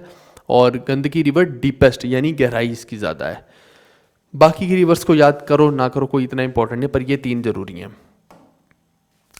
इंपॉर्टेंट माउंटेन्स की बात करें तो ऑब्वियस सी बात है, माउंट एवरेस्ट सबसे दुनिया का ऊंचा पर्वत है, ये नेपाल में ही पड़ता है। फिर कंचनजंगा, ये भी नेपाल में पड़ रहा है, बहुत इंपॉर्टेंट है। और अन्नपूर्णा बहुत इंपॉर्टेंट है। और देखें तो एक लाहौल भी कर लेना, ये भी इंपॉर्टेंट है। ठीक है, तो ये 4 तो बहुत इंपॉर्टेंट हैं, बाकी के आप याद करना चाहे तो कर सकते हैं, बट ये 4 जरूर कर लीजिएगा। नेक्स्ट है नेपाल, जो है वो बॉर्डर सिर्फ इंडिया और चाइना के साथ ही शेयर करता है। उसकी कहानी मैं पहले ही बता चुका हूँ कि इसका जो बॉर्डर शेयरिंग है, इसको फ़ायदा इंडिया से ही होने वाला है, चाइना से फिर भी नहीं होने वाला है। तो ये हो गया बॉर्डर शेयरिंग का।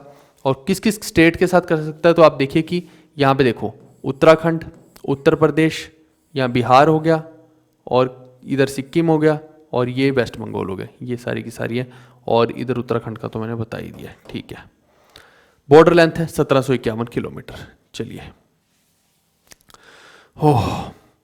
अब हम भूटान का देखते हैं फटाफट से, बस हम आगे बढ़ते जाएंगे। अब भूटान देखिए कि एक बहुत ही छोटी कंट्री है यहाँ पे, ये देखो, और ये लैंडलॉक्ड है, यानी हर तरफ से ये कोई पानी का रास्ता यहाँ कुछ नहीं है, ये हर तरफ से लैंड के साथ घिरी हुई है। इधर चाइना पूरा का पूरा इसको रोके बैठा है, इधर इंडिया पूरे का पूरा रोके बैठा है। यानी इसको अगर व्यापार करना है तो चाइना, जिस हिसाब से चाइना का एटीट्यूड रहता है कि नहीं हमारे साथ ही कर लो तुम व्यापार, या फिर इसको डराता रहेगा, तो ये भी एक ड्रैगन है, लेकिन ये असली ड्रैगन है नहीं भूटान, ठीक है, सिंपल सी बात ये। तो इसका चाइना के साथ थोड़ा सा मेल मिलाप इतना नहीं हो पाता है, तो इसके ऊपर जो मेन जो दारोमदार इसके व्यापार का रहेगा वो भारत से रहेगा, ठीक है, भारत से रहेगा, ये बांग्लादेश से नहीं, भारत से रहेगा, चाहे इधर से कर ले चाहे इधर से कर ले। तो इसको इंडिया के साथ स्ट्रेटेजिक अलायंस बनाने में सबसे ज़्यादा फायदा है एज़ कम्पेयर टू और किसी भी कंट्री के, ठीक है। और वैसे भी हम देखें तो चाहे म्यांमार से करना है इसको व्यापार, चाहे बांग्लादेश से करना है, मतलब आसपास की जो कंट्री से करना है, चाहे नेपाल से करना है, तो इसके लिए क्या हो जाएगा, यहाँ पे बीच में सिक्किम आ गया, जिस वजह से इसको इंडिया के साथ ही स्ट्रेटेजिक अलायंस करने का फ़ायदा है, क्योंकि इधर तो सिर्फ चाइना ही चाइना है, तो चाइना को इससे चाहिए क्या है, कुछ नहीं चाहिए उसको, उस चाइना का बस अपना ही सब कुछ है, तो ये तो बेचारा गरीब ही मर जाएगा फिर, समझ रहे हो इस चीज़ को। तो इसीलिए इसको इंडिया के साथ ही स्ट्रैटेजिक अलायंस करने का ज़्यादा फायदा है। और कैपिटल इसकी देखें तो थिम्पू है, करेंसी है भूटानीज नगल्ट्रम, प्राइम मिनिस्टर है लोटे शेरिंग, और मोनार्क है जिग्मे खेसर, और नेशनल एंथम है यहाँ का ड्रूक सेंडन, लैंग्वेज है जोंगखा, और नेशनल स्पोर्ट है आर्चरी, आर्चरी ठीक है ना, तीरंदाजी, और पार्लियामेंट है शोगडू, ठीक है, शोगडू। तो ये सब चीज़ें आपको पता होनी चाहिए, इंपॉर्टेंट है ये। अब नेशनल फ्लावर की बात करें तो देखिए कि ये जो भूटान है ये भी हिमालयन रेंज के ऊपर ही तो है ये सारे का सारा, तो इसका मतलब है कि यहाँ पे हिमालयन वाली ही चीज़ें होने वाली हैं। तो क्या होगा, नेशनल फ्लावर हो गया हिमालयन ब्लू पॉपी, फिर नेशनल ट्री हो गया हिमालयन सिप्रस, नेशनल बर्ड हो गया रावण, सॉरी रावण नहीं रेवन, ठीक है, रेबन भी नहीं रेवन, और नेशनल एनिमल हो गया टेकिन, टेकन 3 से याद रख सकते हो टेकिन, ये टेकन 3 जैसे ही लग रहा है। चलो आगे बढ़ते हैं। टेकन 3 गेम होती थी बचपन में कैसेट वाली, बदतमीज़ों खेली नहीं क्या। अब रिलीजन देखिए, भूटान में सबसे ज़्यादा जो रिलीजन है वो बुद्धिज़्म है, उसके बाद हिंदुइज़्म है, ठीक है, आगे का करने की कोई ज़्यादा ज़रूरत नहीं है, मेन यही था। इससे क्या एक्स्ट्रा चीज़ें भी पता लग रही हैं कि वहाँ की ज्योग्राफी कैसी है, वहाँ के लोग कैसे हैं, इससे ये पता लग रहा है, ठीक है, थोड़ा सा आपकी कनेक्टिविटी रहेगी दिमाग में। फॉर्मेशन के अंदर कुछ कुछ हिस्ट्री की, कुछ कुछ पॉलिटी की बात रहती है। यूनिफिकेशन ऑफ भूटान कब हुआ, 1616 से 1634 के बीच में। वांगचुक फैमिली 16 दिसंबर 1907 में। इंडो भूटान ट्रीटी की बात करें तो 8 अगस्त 1949 को इंडिया और भूटान की ट्रीटी होगी। मैंने बोला ना कि इसको इंडिया के साथ ट्रीटी करने में फ़ायदा है। यूएन मेंबरशिप की बात करें, इसको कब मिली है, 21 सितंबर 1971 में। 1971 में ही क्या हुआ, विजय दिवस इंडिया के अंदर मनाया जाता है, विजय दिवस का मनाया जाता है बांग्लादेश के अंदर, तभी बांग्लादेश आज़ाद हुआ है। बहुत सारी चीज़ें ऐसे कनेक्टिविटी होती रहेगी। यूएन मेंबरशिप का हो गया। अब कॉन्स्टिट्यूशन मोनार्की यहाँ पे 18 जुलाई 2008 को बनती है। चलिए आगे बढ़े। एरिया इसका इतना है, वाटर इतना है, पॉपुलेशन इतनी है, याद करने की कोई खास ज़रूरत है नहीं है ये पॉपुलेशन को। तो डेंसिटी को देखना चाहे तो देख सकते हैं कि 19.3 लोग पर किलोमीटर स्क्वायर, बहुत कम डेंसिटी है इसकी। फेमस टेम्पल्स की बात करें तो ये सारे के सारे यहाँ के फेमस टेम्पल हैं, लेकिन मुझे लगता नहीं कि यहाँ के टेम्पल्स को आपको कुछ ज़्यादा याद करने की ज़रूरत है। कोई कुछ जो आपको याद हो सकते हैं मोटे तौर पे, आप उनको देख लीजिएगा। बट स्टिल मैंने लिख दिए हैं क्योंकि मेरा फ़र्ज़ था कि जो इंपॉर्टेंट चीज़ें वो सारी मैं छोड़ूँ ना कुछ भी, वो सारी की सारी कवर करूँ इसके अंदर। फेमस डांसेस, मास्क डांस, चाम डांस, पा चाम, जुंगड्रो, ये अब आ सकती हैं यार चीज़ें, अगर वो यहाँ के बारे में पूछने लग गया तो आ सकती हैं। आर्चरी यहाँ का नेशनल स्पोर्ट है तो आर्चरी डांस हो गया, ताशी हो गया, ठीक है। अब कुछ कुछ चीज़ें क्या है कि ऐसे आपको देखनी पड़ेंगी, क्योंकि अगर वो यहाँ के कल्चर के बारे में पूछने लग गया तो ये डांस फॉर्म्स के बारे में पूछेगा। आपको मालूम है कि 3 साल पहले उन्होंने क्या क्या चीज़ें की हैं, तो अभी भी फिर एसएससी पूछ सकता है, कोई बड़ी बात नहीं है।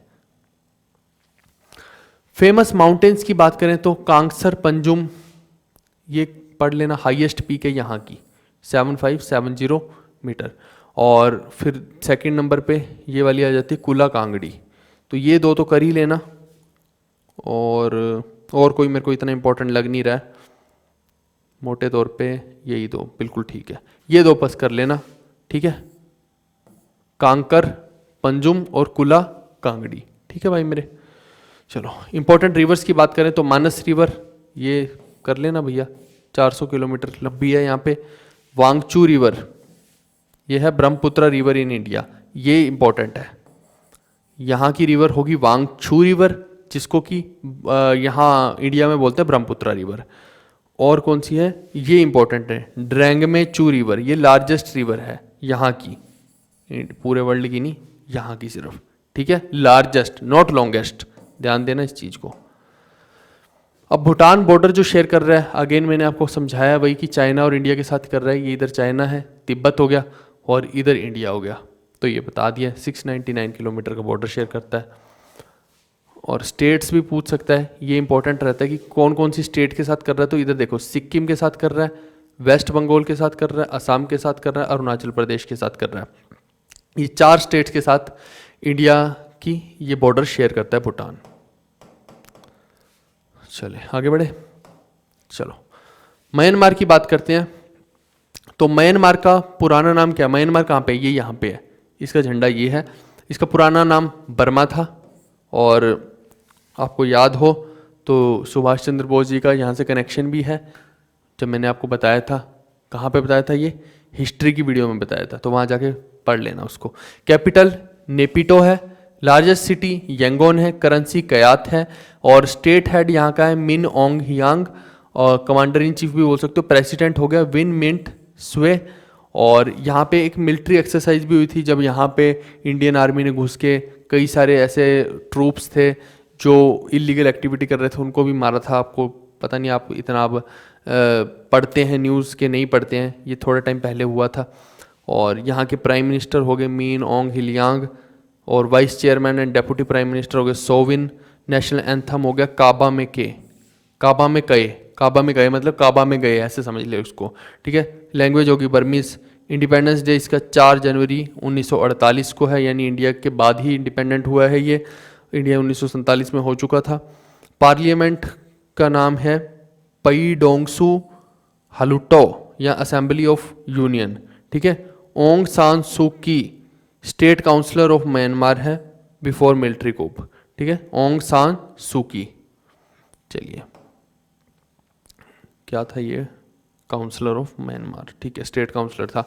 अब पार्लियामेंट, ये ऑलरेडी मैं बता चुका हूँ आपको, ठीक है। नेशनल सिंबल्स की बात करें तो नेशनल फ्लावर है पदोक, और नेशनल ट्री भी पदोक है।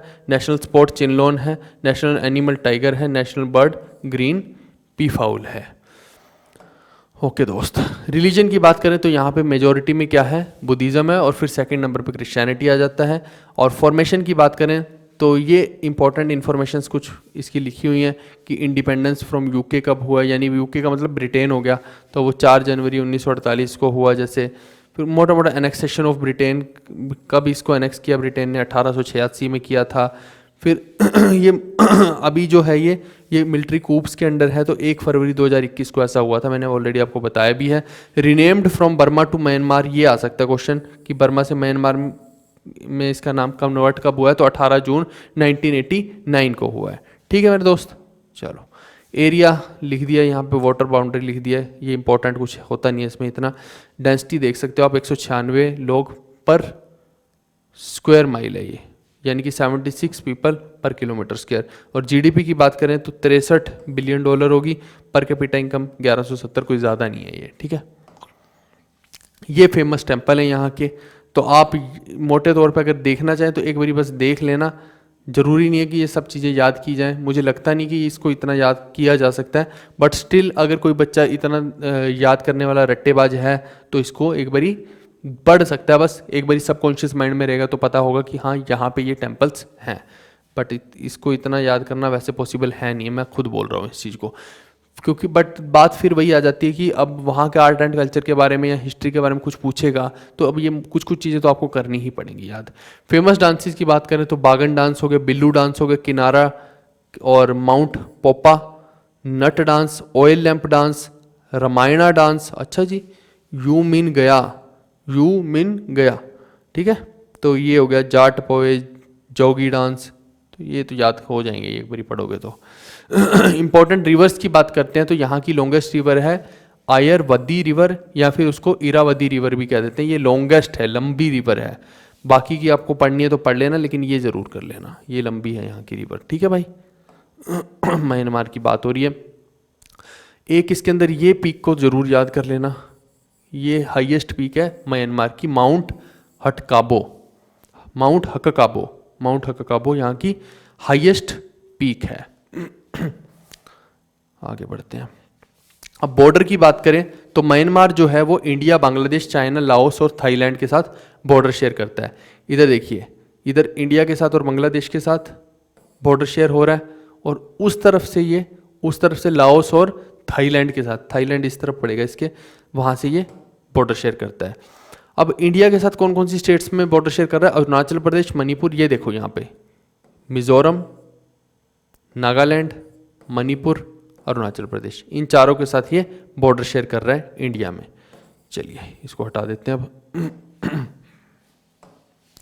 नेक्स्ट आ गया आपका श्रीलंका। अब श्रीलंका में देखिए कि कहाँ पे श्रीलंका, ये वही श्रीलंका है जहाँ पे राम जी ने सेतु बनाया था, और यहाँ पे अभी फिल्म भी बन रही है ना, बन चुकी है, राम सेतु आई है फिल्म अभी, और अमीश त्रिपाठी की एक डॉक्यूमेंट्री भी आई है इसके ऊपर, है ना। तो यहाँ से फिर लंका में गए थे अपने राम जी, और उन्होंने फिर रावण को मार गिराया और उसके बाद वापस आए। तो ये वही लंका है, ठीक है भाई मेरे। अब यहाँ पे क्या है, ओल्ड नेम इसका क्या था, लंका नहीं हुआ करता था, इसका नाम था सिलोन, ठीक है, सिलोन। और कैपिटल इसकी कोलंबो, एग्जीक्यूटिव भी और जुडिशियल कैपिटल भी। लार्जेस्ट सिटी यहाँ पे कौन सी है? कोलंबो। और प्रेसिडेंट है रानिल विक्रमसिंघे, और प्राइम मिनिस्टर है दिनेश गुनावर्देना। अगर आपको याद हो तो ये पहले अलग थे, अभी ये चेंज हो गए हैं। पिछली वाली जब मैंने वीडियो लास्ट ईयर बनाई थी तब ये अलग थे, अब इस वाली वीडियो में तो हमने बहुत कुछ कवर कर दिया, अब ये बदल गए हैं। इसीलिए मैंने बोला कि ये अपडेटेड वाली वीडियोस जरूर देख लिया करो। स्पीकर ऑफ पार्लियामेंट है महिंदा यापे, और चीफ जस्टिस है जयंथा जयसूर्या। करेंसी है श्रीलंकन रुपी। नेशनल एंथम है श्रीलंकन मठा। और लैंग्वेज यहाँ पे कौन सी है? सिन्हाला एंड तमिल। और इंडिपेंडेंस डे है जो इसका 4 फरवरी 1948 को। और यहाँ पे जो है इस श्रीलंका और तमिलनाडु के अंदर यहाँ पे मतलब एक तरह से वो लिट्टे वाला वॉर है जो वो भी चलता रहता है। राजीव गांधी जी वाली जो हत्या की कॉन्स्पिरेसी हुई थी वो भी इस लिट्टे का ही पार्ट था। नेशनल फ्लावर की बात करें तो ब्लू वाटर लिली है। नेशनल फ्रूट की बात करें जैक फ्रूट है। नेशनल ट्री सिलोन आयरनवुड है। नेशनल बर्ड की बात करें तो श्रीलंकन जंगल फॉ। और नेशनल स्पोर्ट की बात करें तो इसका भी वॉलीबॉल है। ठीक है जी, चलिए रिलीजन की बात करते हैं तो यहाँ पे मेजॉरिटी ऑफ लोग किसको फॉलो करते हैं? बुद्धिज़्म को। और फिर सेकंड नंबर पे हिंदुइज्म हो गया, फिर थर्ड नंबर पे इस्लाम है। और फॉर्मेशन की बात करें तो किंगडम ये कब एस्टेब्लिश हुई थी इसकी? 500 सिलोन होती थी उस टाइम पे 543 BCE को। फिर राजा रता एस्टेब्लिश 437 BCE को। फिर कंदियान वॉर्स जो हुए थे 1796 में हुए थे। मतलब ये इंडिपेंडेंस जो है 4 फरवरी 1948 को हुई। रिपब्लिक ये कब बना है? 22 मई 1972, तो उस दिन इसका रिपब्लिक डे हो गया। करंट कॉन्स्टिट्यूशन जो इसका फॉलो हो रहा है वो कब बना? तो 7 सितंबर 1948 को बना। ठीक है भाई, ये मोटे मोटे तौर पे इसकी फॉर्मेशन की भाषा है। एरिया इसका ये हो गया, पॉपुलेशन ये हो गई, GDP ये हो गई। ये कोई खास याद करने की ज़रूरत है नहीं है वैसे। फेमस टेम्पल्स, तो टेम्पल्स जरूर देख लेना भाई, टेम्पल्स तो देखिए पूछे जा सकते हैं। अब थोड़े से आपको करना पड़ेगा इसको, ठीक है, ये मोटे मोटे तौर पे एक बार ज़रूर पढ़ लेना, बस एक आइडिया रहेगा कि हाँ ऐसे वाले टेम्पल यहाँ पे हैं। जैसे शक्ति पीठ श्री शंकर देवी टेम्पल, तो ये पूछ ले, तो ये आगे कहाँ पे, ये याद करने की कोई खास ज़रूरत नहीं है। ज़्यादा से ज़्यादा ये यही पूछेगा कि कहाँ है, तो श्रीलंका पूछेगा। अब वहाँ की किस जगह पे है मुझे नहीं लगता कि ये पूछेगा, अगर पूछ लिया तो फिर किसी को भी नहीं आता होगा। फेमस डांसेस की बात करें तो ये आप थोड़े से देख लेना इसके अंदर कि ये डांस जो हैं ये वहाँ के फेमस हैं, तो ये पूछे जा सकते हैं। और इम्पॉर्टेंट रिवर्स की बात करें तो ये यहाँ की इम्पॉर्टेंट रिवर्स हो गई, ठीक है। हालांकि मुझे लगता नहीं है कि इन रिवर्स के बारे में पूछेगा, बट स्टिल अगर आपके पास टाइम हो तो आप इनको देख सकते हैं। पहले वाले जितने भी कंट्रीज थे उनमें मैंने बता दिया था कि कौन सी इंपॉर्टेंट है, कौन सी इंपॉर्टेंट नहीं है। इंपॉर्टेंट माउंटेन्स की बात करें तो ये एक इंपॉर्टेंट है कि पिदुरुतला गाला, ये 2524 मीटर यानी हाईएस्ट पीक है। ये हाईएस्ट पीक वर्ल्ड की नहीं है, ये श्रीलंका की बात हो रही कि वहाँ पे हाईएस्ट पीक है, ठीक है, तो ये इंपॉर्टेंट है बस। और एक ये देख लेना एडम्स पीक कहाँ है, तो ये भी श्रीलंका में होगी। बॉर्डर्स की बात करें तो it is an island country, ठीक है, इसका एग्जैक्ट बॉर्डर नहीं है, ये सिर्फ और सिर्फ पानी का बॉर्डर एक तरह से शेयर कर सकते हैं। और ये जो चीज़ है ना, ये जो कनेक्टिविटी है, इसको पाक स्ट्रेट बोलते हैं, पाक स्ट्रेट, PALK, पाल्क स्ट्रेट, ठीक है। और ये जो है मैरीटाइम बॉर्डर यानी कि पानी वाला बॉर्डर शेयर कर रहा है मालदीव्स और इंडिया के साथ। मालदीव्स इस तरफ पड़ता है नीचे, ठीक है, इस तरफ मालदीव्स पड़ता है, तो ये मालदीव्स के साथ और इंडिया के साथ पानी वाला बॉर्डर शेयर करता है, maritime border. It is situated on Indian ocean, south west of bay of Bengal and south east of Arabian sea. इसको समझना है तो ऐसे समझ लीजिए कि ये बे ऑफ बंगाल है, तो इसके साउथ ईस्ट में ये है, और सॉरी साउथ वेस्ट में हुआ है, ये तो वेस्ट है ना इस तरफ, तो ये साउथ वेस्ट, साउथ और इधर हो गया तो वेस्ट। ऐसी ये अरेबियन सी इधर है तो साउथ और ईस्ट इस तरफ हो गया है ना, साउथ ईस्ट में हो गया। और इंडियन ओशियन के अंदर है ये, तो ऑब्वियसली बात है ये नीचे सारा इंडियन ओशियन तो है, ये नीचे क्या है, सारा इंडियन ओशियन है। और it is separated from India subcontinent by gulf of Mannar and Palk strait, ये मैंने लिख भी दिया है कि यहाँ पे ये जो है गल्फ ऑफ मन्नार और पाक स्ट्रेट भी बोल देते हैं इसको, तो ये दोनों में से जो आप बोलना चाहें। नेक्स्ट आगे बढ़े, आखिरी कंट्री इसके अंदर हम देखते हैं, ये वही कंट्री है जहाँ पे आप एक बारी नौकरी लग जाएंगे तो आपकी शादी हो जाएगी, शादी के बाद आप फिर क्या मनाने जाएंगे, यहाँ पे हनी वाला मून, हनीमून मनाने जाएंगे, तो इसको मैंने आखिरी में रखा है, ठीक है। ऐसी गंदी गंदी चीज़ें हम आखिरी में ही रखते हैं मजाक कर रहा हूँ। तो अपनी बेबी के साथ जब आप वहाँ पे जाओगे तो वहाँ पे लुत्फ उठाना, बहुत बढ़िया बढ़िया होटल हैं, बहुत बढ़िया बढ़िया बीचेज़ हैं, फुल ऑन एंजॉय करना, ठीक है। एक बारी बढ़िया सी जॉब लग जाओ पहले। अब यहाँ पे मालदीव्स कहाँ पे है, अरब सागर है इस तरफ, नीचे इंडियन ओशियन है, तो यहाँ देखिए आपकी इधर लक्षद्वीप है और लक्षद्वीप के इस तरफ क्या है, मालदीव्स है, यहाँ पे श्रीलंका है। अब देखिए ये मालदीव्स है जो ये हनीमून स्पॉट है, ठीक है, हनीमून स्पॉट है, तो यहाँ पे क्या है, कैपिटल क्या है इसकी, मेल। आप वैसे भी याद रख सकते हैं कि जैसे ये माल है MAL, तो ये भी क्या है MAL, फिर आगे E लगा दिया, ठीक है, तो यहाँ से भी याद रख सकते हो। करेंसी क्या है, मालदीवियन रुपया, तो ऑब्वियस सी बात है कि यहाँ से पता ही लग जाएगा मालदीवियन, तो ये पूछेगा नहीं कभी। प्रेसिडेंट है इब्राहिम मोहम्मद सोली, ये पूछ सकता है। वाइस प्रेसिडेंट पूछ सकता है Faisal Naseem. Speaker of the Majlis Mohamed Nasheed हैं। चीफ जस्टिस है अहमद मुथासिम अदनान। नेशनल एंथम वहाँ का कौमी सलाम, कौमी तराना मत बोल देना, वो तो पाकिस्तान का ही, यहाँ पे कौमी सलाम है। लैंग्वेज धिवे ही है। और पार्लियामेंट है पीपल्स मजलिस। इंडिपेंडेंस डे है 26 जुलाई 1965 को इसका। और फिर आगे देखें इसमें और क्या क्या है। नेशनल सिंबल की बात करें तो फ्लावर जो है, नेशनल फ्लावर वो है पिंक रोज। नेशनल फ्रूट की बात करें कोकोनट है, यहाँ का नेशनल ट्री कोकोनट पाम है।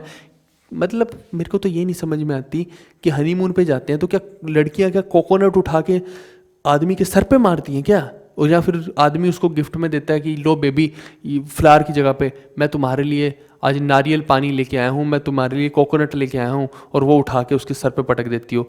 ये तो इस तरह से हाल कर रखा है ना। नेशनल फ्रूट भी कोकोनट, ट्री भी कोकोनट पाम, तो ये बस इस कनेक्टिविटी सबको याद रहेगा, मैंने बता दिया आपको। नेशनल बर्ड बात करें वाइट ब्रेस्टेड वाटर हैन। और नेशनल एनिमल की बात करें तो येलोफिन टूना। नेशनल स्पोर्ट की बात करें तो Bashi and football. Okay boss. Religion की बात करें तो यहाँ पे सुन्नी मुसलमान रहते हैं 100%, ठीक है। और independence from the United kingdom यानी ब्रिटेन से इसकी इंडिपेंडेंस कब हुई है? इंडिपेंडेंस डिक्लेयर हुई 26 जुलाई 1965 को। और रिपब्लिक कब बना है ये, यानी इसका रिपब्लिक डे मनाया जाता है 11 नवंबर को हर साल, 1968 में ये बना है। और करंट कॉन्स्टिट्यूशन जो है वो 7 अगस्त 2008 को इसका अडॉप्ट किया गया है। मैंने बार बार बोल रहा हूँ कि इंडिया का कब किया गया आपको बताना है। इसका एरिया छोटा ही है, 300 किलोमीटर स्क्वायर है। पॉपुलेशन जो है लगभग बहुत कम है, ये आप देखिए, तो 2022 की आप मोटे मोटे तौर पर देख लो। और एरिया कम है इसीलिए देखिए इसकी पॉपुलेशन डेंसिटी बहुत हाई है, तो ये पूछा जा सकता है। 1100 लोग लगभग रह रहे हैं पर किलोमीटर स्क्वायर पे, जबकि हम पीछे देख रहे थे किसी की 70, किसी की 100, किसी की 200। यहाँ पे एरिया ही इतना छोटा है, तो इस वजह से क्या है कि लोग ज़्यादा हैं, एरिया कम है, तो इसकी जो डेंसिटी है, पॉपुलेशन डेंसिटी बहुत हाई है। जीडीपी ये हो गई इसकी, यानी बहुत कम ही है जीडीपी, बिल्कुल ही कम ही है, कुछ भी नहीं है ये। और फेमस टेम्पल की बात करें तो देखो मैंने शुरू में भी बोला कि इसकी कैपिटल कौन सी है? मेल, और माल मेल वहाँ से, तो ये मेल फ्राइडे मॉस्क, यहाँ पे मॉस्क हो गया, ठीक है। टेम्प हर जगह पे इंडिया वाले टेम्पल थोड़ी होंगे, ठीक है। ऐसे टॉम्ब ऑफ मोहम्मद हो गया, कंगानू सीमेंट्री हो गया, मेधु जयरानी श्राइन हो गया, ग्रांड फ्राइडे मॉस्क हो गया। तो ये सब मोटे मोटे तौर पे चीज़ें हैं जो पूछी जा सकती हैं कि ये मॉस्क कहाँ पे, वो मॉस्क कहाँ पे है, तो मैंने वो भी कंसीडर कर लिया यहाँ पे। फेमस डांसेस ये दो ही मैंने लिखे हैं, ये फेमस है यहाँ पे, बंदिया झून और बोदू बेरू, तो ये दोनों याद कर लो भैया। ये इसके इंपॉर्टेंट माउंटेन्स की बात करें तो ये 4-5 माउंटेन हैं जो इसके याद कर सकते हैं आप। वैसे मुझे लगता नहीं कि ये पूछेगा, बट स्टिल मैंने लिख दिए हैं अगर कोई याद करना चाहे तो। और मालदीव्स का जो बॉर्डर है ये बस देख लो कि it lies south west of Sri Lanka, south और वेस्ट, तो ये साउथ वेस्ट हो गया, ये श्रीलंका के साउथ वेस्ट में है, या फिर लक्षद्वीप के भी साउथ वेस्ट में ही बोला जाएगा इसको। और मैरीटाइम बॉर्डर शेयर कर रहा है इस तरफ इंडिया के साथ और श्रीलंका के साथ, ठीक है भाई। कोई लैंड बॉर्डर नहीं है इसका, मैरीटाइम बॉर्डर ही है। आई होप कि ये चीज़ आपको क्लियर हुई होगी। बहुत मेहनत से ये वीडियो बनाई है भाई मैंने, ठीक है, पूरा जी जान लगा दिया है। इसके अंदर जो इन्फॉर्मेशंस थी हमने बहुत मुश्किल से ढूंढ के यहाँ पे ठूस दी है कि ताकि आपकी हेल्प हो जाए। और इसकी पीडीएफ जो है वो टेलीग्राम जीवी विटमोवर पे मिलेगी। लेकिन अगर आपको प्रिंटेबल पीडीएफ चाहिए और आप चाहते हैं कि आपको वेट ना करना पड़े किसी वीडियो का, और ऑलरेडी सारे का सारा रेडी एंड मेड कंटेंट आपको तुरंत ही मिल जाए, आज के आज ही मिल जाए, ताकि आपको ज़्यादा वेट ना करना पड़े, आपको बस पेपर में जितना समय है उतना आप यूटिलाइज कर लें, तो आपको कुछ नहीं करना है। ये जो हमारा जो पीडीएफ कोर्स है इसकी अभी हमने 50% डिस्काउंट पे दे रहे हैं इसको। सभी पूरे के पूरी जीएस इसके अंदर कवर्ड है। इसके अंदर जब आप देखेंगे यहाँ पे फ़ोनपे, पेटीएम, गूगल पे, फ़ोनपे नंबर है, किसी भी नंबर पे पेमेंट करने के बाद उसका स्क्रीनशॉट, अपनी ईमेल आईडी, अपना फ़ोन नंबर, अपना नाम हमें कहाँ पे मेल करना है? आपने इस ईमेल आईडी पे cgltarget2022@gmail.com पे आपने हमें मेल करना है। 400 रुपये वाली जो जीएस की पीडीएफ है उसको भी हम 50% ऑफ पे दे रहे हैं, वो 198 की पड़ जाएंगी। और अगर आपको कॉम्बो चाहिए, ये जीएस का चाहिए तो सिर्फ 198 का है, लेकिन मैं आपको बोलूँगा कि आप कॉम्बो ले लेना जीएस और अरिथमेटिक का 299 का। क्यों बोल रहा हूँ इस कॉम्बो को लेने के लिए? क्योंकि सीजीएल के लिए जब आप प्रिपेयर करते हैं तो टीयर 2 में अरिथमेटिक का कॉम्बो आपको चाहिए ही होगा। टीयर 2 में उसमें 900 ऐसे क्वेश्चन डालें जो आपको करके जाने ही जाने हैं, तो और टीयर 2 डिसाइडिंग फैक्टर है, तो तब भी आपको लेना ही पड़ेगा। उससे अच्छा है कि आप अभी 100 रुपये एक्स्ट्रा देके और 299 का लेके काम निपटा लो, नहीं तो बाद में आपको 199 रुपीज़ पे करने पड़ेंगे बाद में लोगे तो। और वो भी अगर ऑफर ना हुआ तो 300 रुपये पे करके आप अरिथमेटिक का लोगे, उससे बेटर कि अभी 299 का ले सकते हैं, ठीक है भाई। तो ये पूरा का पूरा है हमारा पीडीएफ कोर्स, जिससे आपकी बहुत बड़ी हेल्प हो जाएगी।